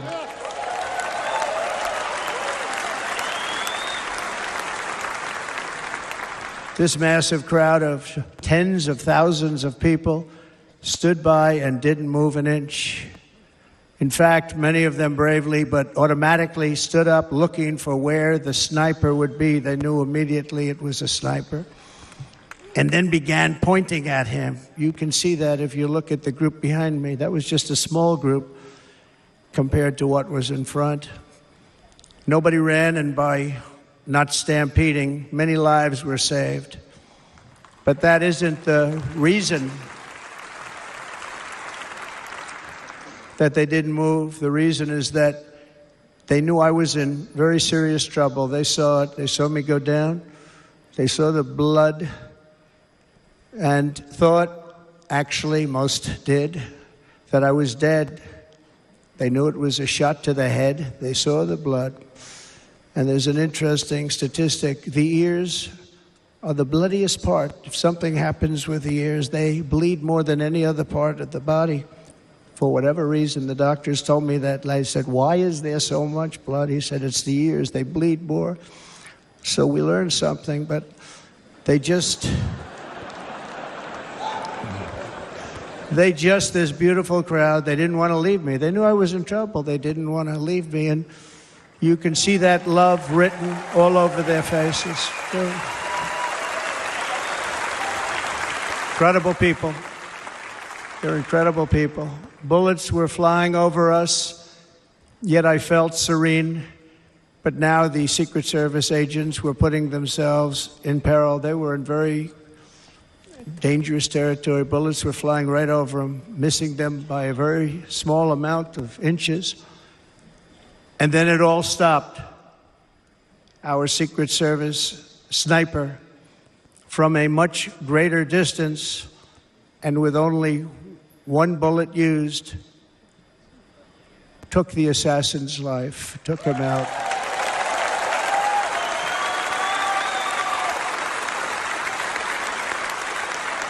I'm not supposed to be here tonight. Not supposed to be here. No.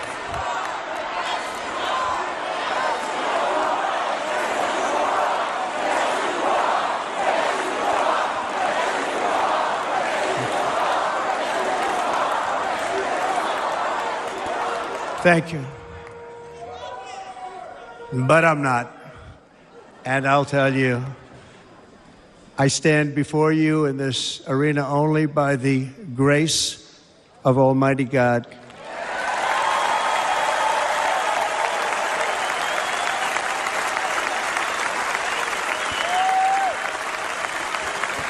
In watching the reports over the last few days, many people say it was a providential moment. Probably was. When I rose, surrounded by Secret Service, the crowd was confused because they thought I was dead, and there was great, great sorrow. I could see that on their faces as I looked out. They didn't know I was looking out. They thought it was over. But I could see it, and I wanted to do something to let them know I was okay. I raised my right arm, looked at the thousands and thousands of people that were breathlessly waiting, and started shouting, "Fight, fight, fight."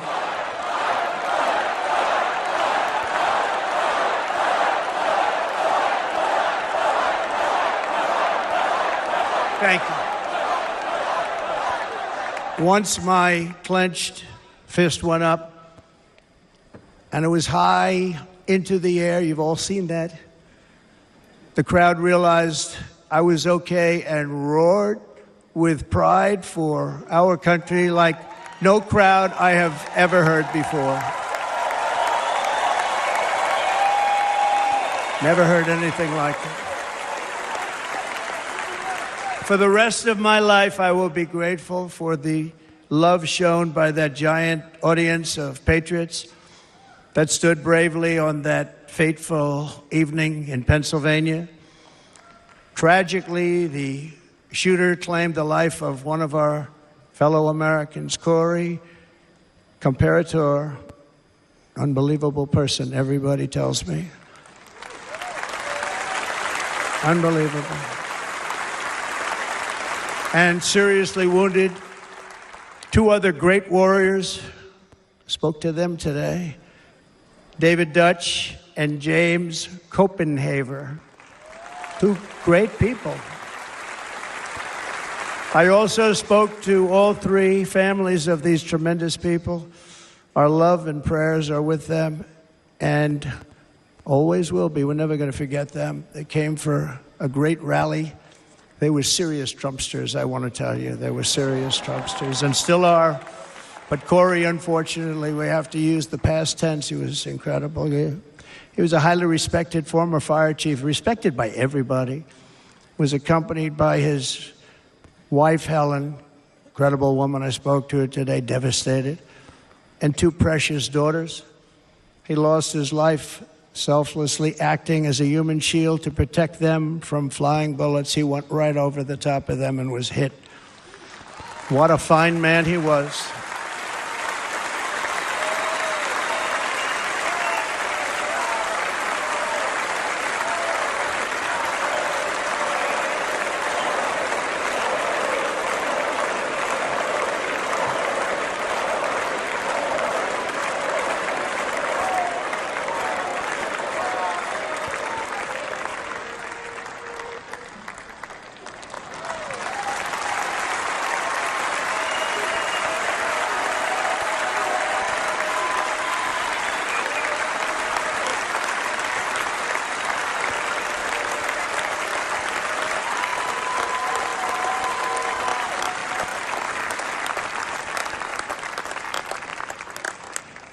I want to thank the fire department and the family for sending his helmet, his outfit, and it was just something, and they're going to do something very special when they get it. But we did something which cannot match what happened, not even close. But I am very proud to say that over the past few days, we've raised $6.3 million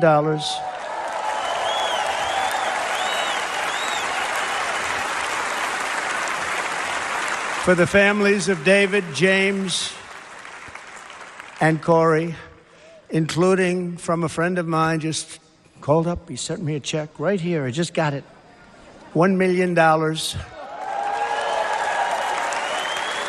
from Dan Newland. Thank you, Dan. And again, when speaking to the family, I told them, I said, well, I'm going to be sending you a lot of money, but it can't compensate. They all said the same thing. You're right, sir. We appreciate so much what you're doing, but nothing can take the place in the case of Corey. And the other two, by the way, they were very, very seriously injured, but now they're doing very well. They're going to be okay. They're going to be doing very well.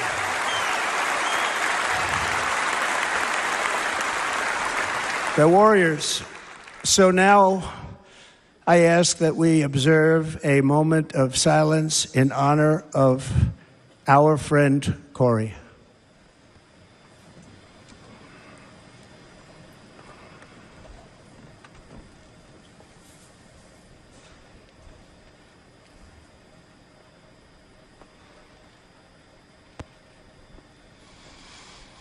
There is no greater love than to lay down one's life for others.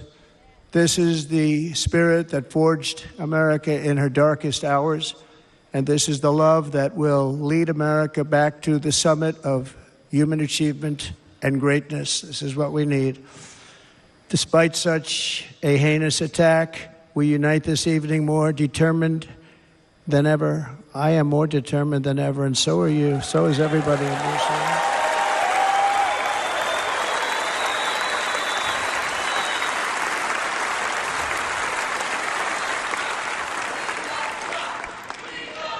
Thank you. Thank you very much.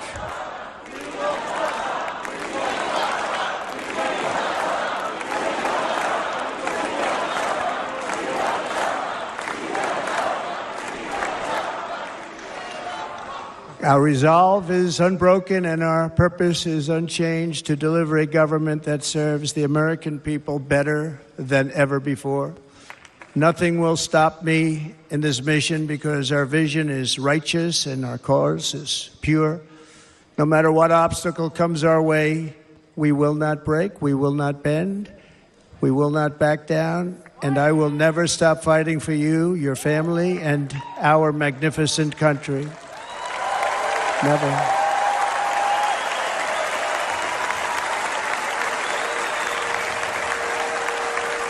And everything I have to give with all of the energy and fight in my heart and soul, I pledge to our nation tonight. Thank you very much. I pledge that to our nation. We're going to turn our nation around, and we're going to do it very quickly. Thank you.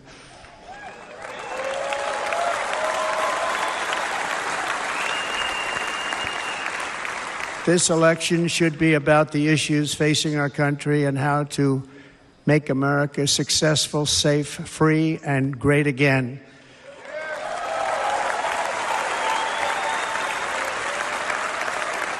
In an age when our politics too often divide us, now is the time to remember that we are all fellow citizens. We are one nation under God, indivisible, with liberty and justice for all.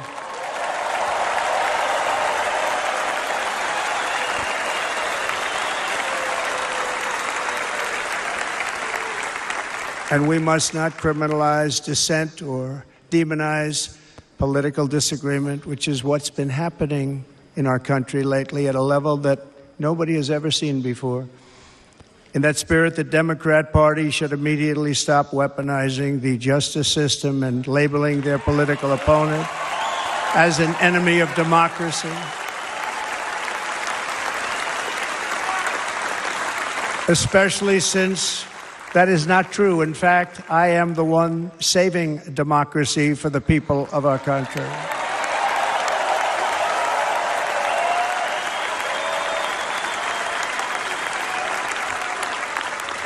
And very big news, as you probably just read, on Monday a major ruling was handed down from a highly respected federal judge in Florida, Eileen Cannon, finding that the prosecutor and the fake documents case against me were totally unconstitutional, and the entire case was thrown out of court. With all of that publicity, thrown out of court. If Democrats want to unify our country, they should drop these partisan witch hunts, which I have been going through for approximately 8 years. And they should do that without delay and allow an election to proceed that is worthy of our people. We're going to win it anyway, but worthy of our people. On this journey, I am deeply honored to be joined by my amazing wife, Melania.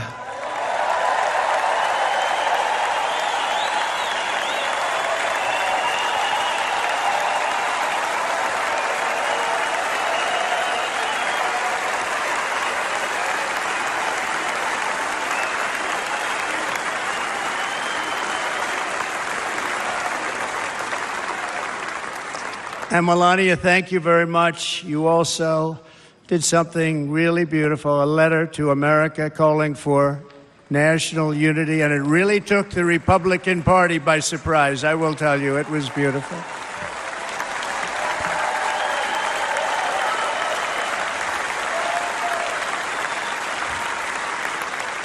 fact, some very serious people said that we should take that letter and put it as part of the Republican platform. That would be an honor, wouldn't it? Right, Mr. Congressman? But it captivated so many, so I also want to thank my entire family for being here. Don, Kimberly, Ivanka and Jared, Eric and Lara, Tiffany and Michael, Barron. We love our Barron.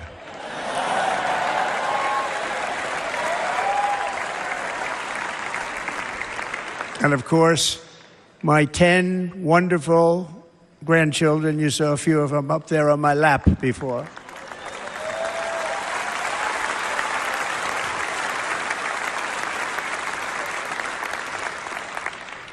And how good was Dana? Was Dana good?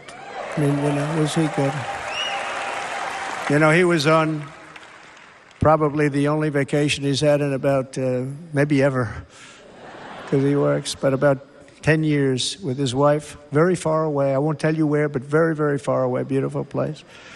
And my people called, and he said, I won't be able to do it. This is many, many years. I promised my wife I can't do it. And they came in, they said, Dana won't be able to do it, because he was my first, second, and third choice. I said, well, that's too bad, but I understand he's away, and it's good. It's good for him. And that was it. About 30 minutes later, she came back in, sir, Dana just called, he's going to do it. And his wife, she said, you can't turn him down, you just can't do it, you have to go. That's a good wife.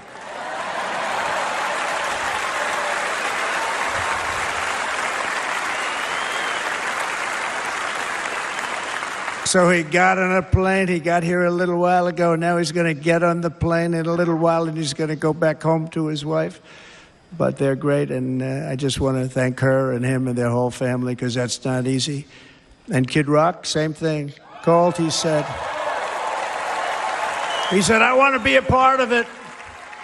I want to be a part, because, Kid does his great song, Big, Big Monster song. I had no idea. He became a friend of mine over the last 10 years. And he's amazing. Everyone loves him. I didn't even know how big he was. He has rallies. 35, 40,000 people he gets every time he goes out. I think he's making so much money, he doesn't know what the hell to do with it. You want to know? And then we have my other friend, and I've known him so long, and we took that song, and it was a big success, but we made that.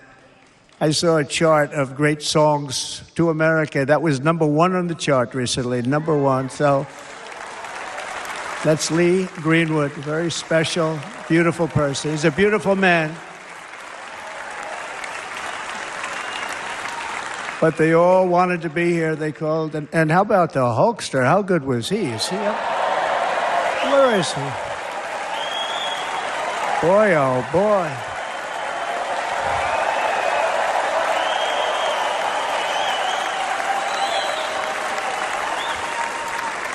They may call that entertainment. I know about entertainment, but when he used to lift a 350-pound man over his shoulders and then bench press him 2 rows into the audience, I say maybe entertainment, but he is one strong son of a gun. I will tell you, I watched it many times. There aren't a lot of entertainers that can do that, right? You were fantastic. Thank you very much. Followed by Eric. What was that all about? Boy, that was good. I didn't want to really come up here. But he was so great, and he's such a good young man. He went through a lot of trouble, and Don last night was incredible. They went through so much trouble. They got subpoenaed more than any people probably in the history of the United States. Every week they get another subpoena from the Democrats, crazy Nancy Pelosi, the whole thing, just boom, boom, boom. They've got to stop that because they're destroying our country. We have to work on making America great again, not on beating people. And we won. We beat them and all. We beat them on the impeachments. We beat them on indictments. We beat them.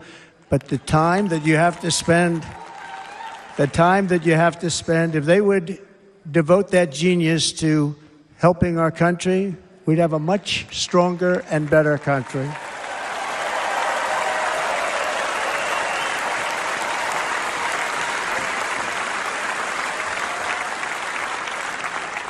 And Jason, the biggest star in country music. Jason, thank you for being here. Jason, thank you very much. Jason Aldean, he's good. I like his wife even better, by the way. She's here. Thank you, Jason. But I'm thrilled to have a new friend and partner fighting by my side. The next Vice President of the United States, the current Senator from Ohio, J.D. Vance, and his incredible wife, Usha.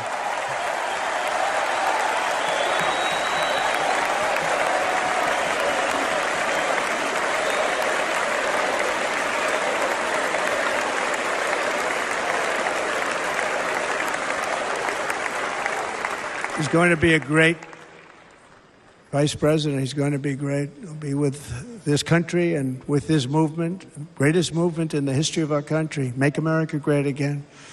When they criticize it, they say, we're going to try and stop MAGA. I said, MAGA is Make America Great Again. What are you going to stop? There's nothing to stop.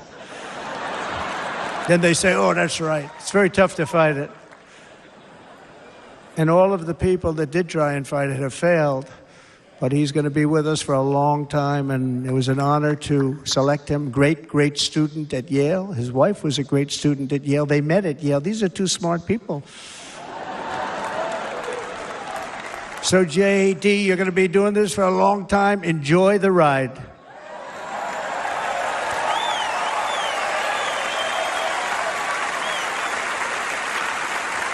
And a very special thank you to the extraordinary people of Milwaukee and the great state of...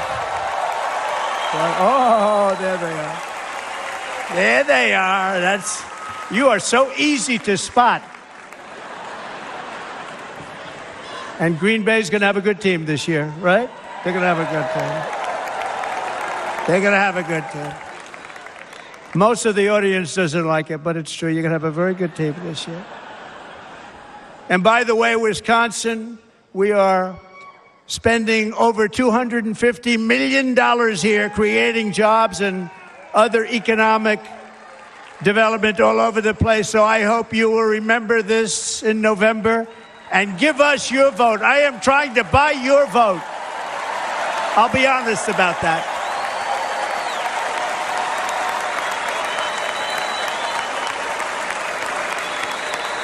And I promise we will make Wisconsin great again. We're going to make it.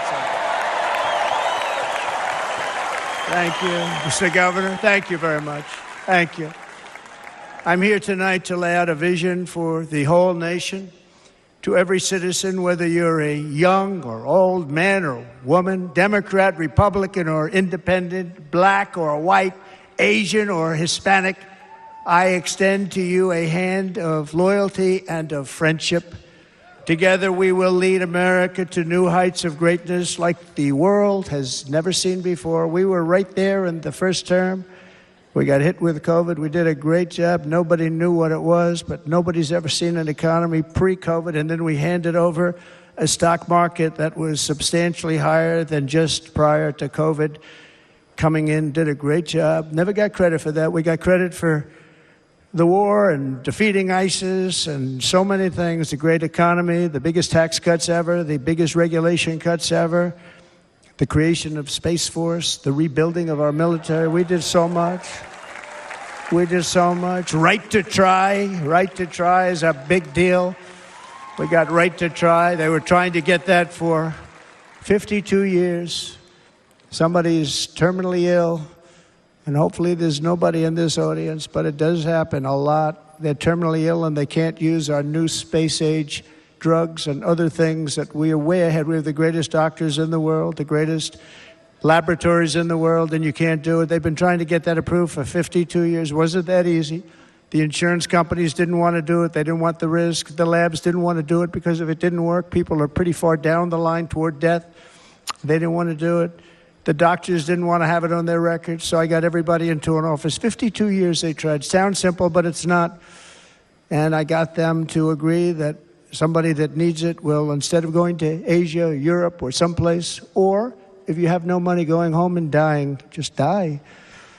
We got them to sign an agreement, agree to it, where they're not going to sue anybody. They're going to get all of this stuff. They're going to get it really fast. And what's happened is we're saving thousands and thousands of lives. It's incredible. Right to try. It's a great feeling. Under our leadership, the United States will be respected again. No nation will question our power. No enemy will doubt our might. Our borders will be totally secure. Our economy will soar. We will return law and order to our streets, patriotism to our schools, and importantly, we will restore peace, stability, and harmony all throughout the world. But to achieve this future, we must first rescue our nation from failed and even incompetent leadership. We have totally incompetent leadership.